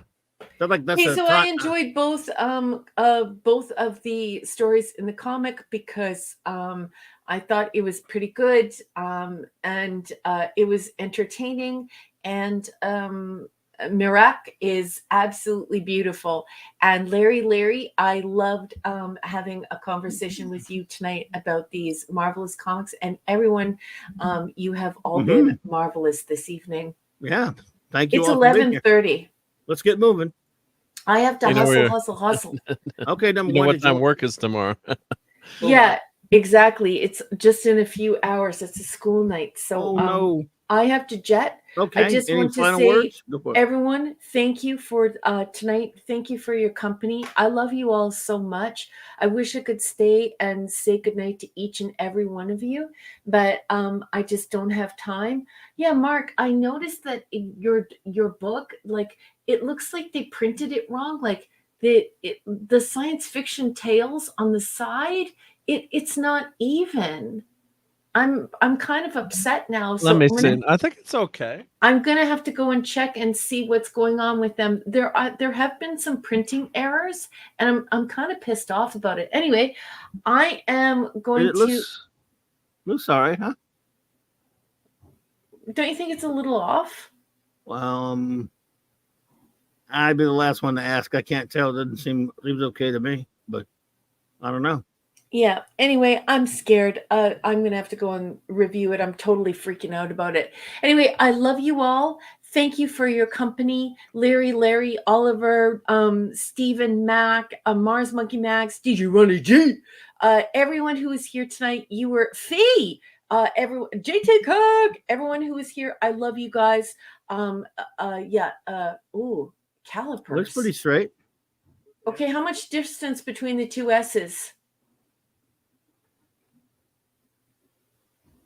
Hope I don't have my. Let me change my mic. Which S's are you talking about? The Uh, science fiction tale. Yeah, in top and bottom. Let me. Between, you're talking, which way do you want to measure? Between the top and the bottom. No, like between the cover edge and the S. Oh, the top. no, the yep. other way, top and bottom. The whole S. Yeah, how far away? 14.68. 14.68. Yeah. Now and then now do the other one.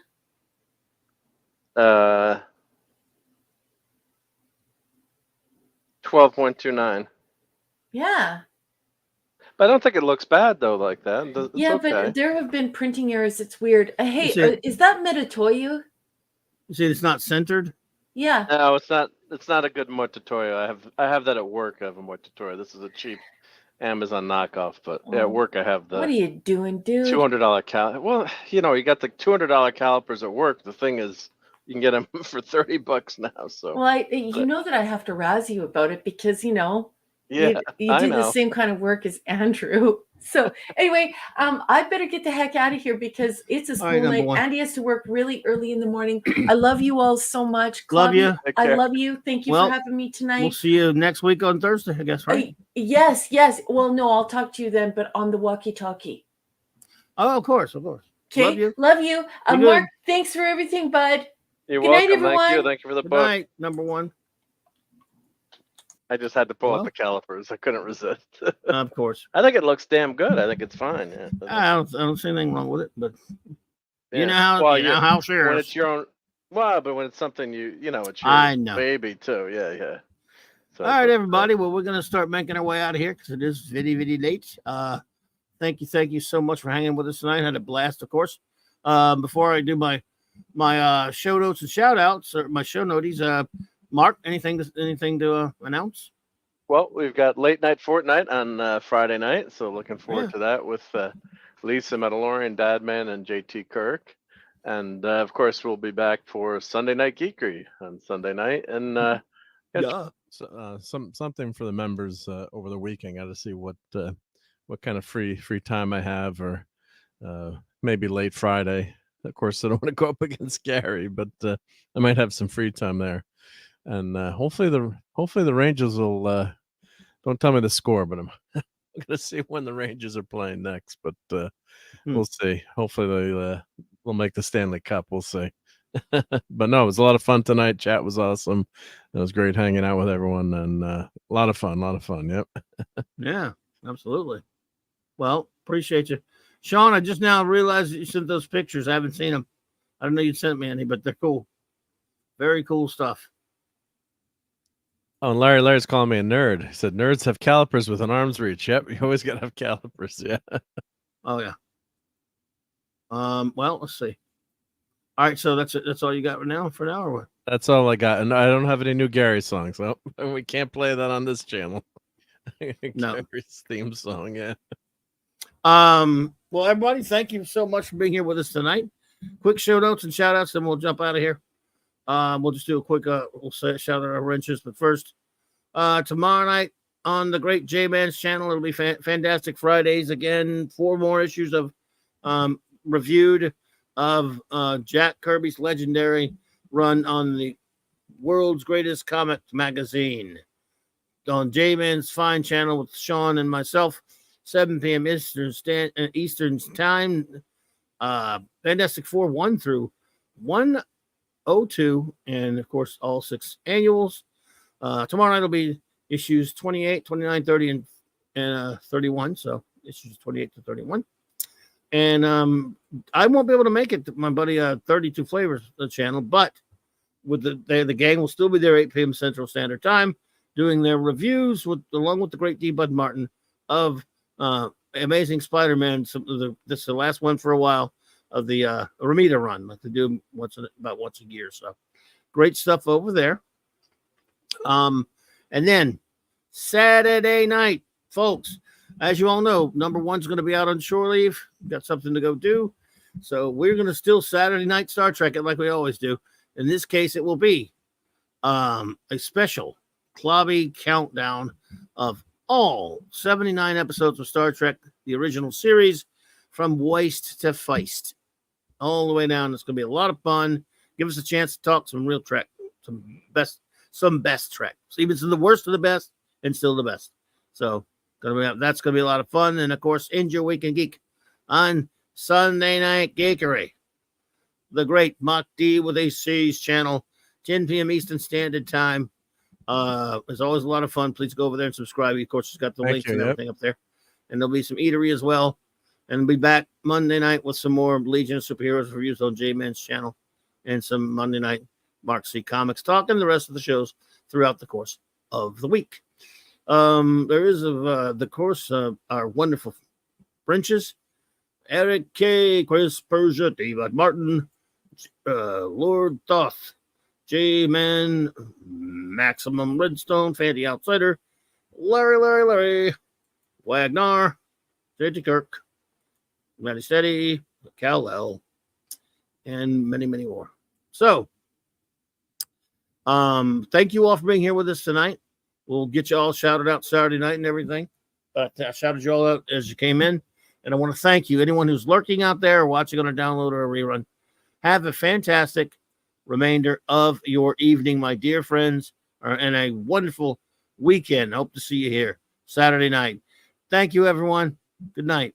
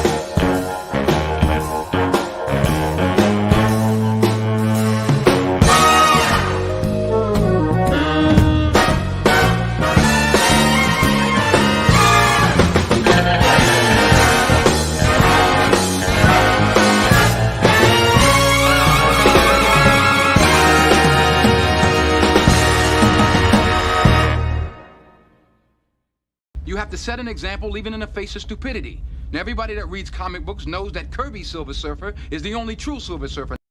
I just love clobbering time.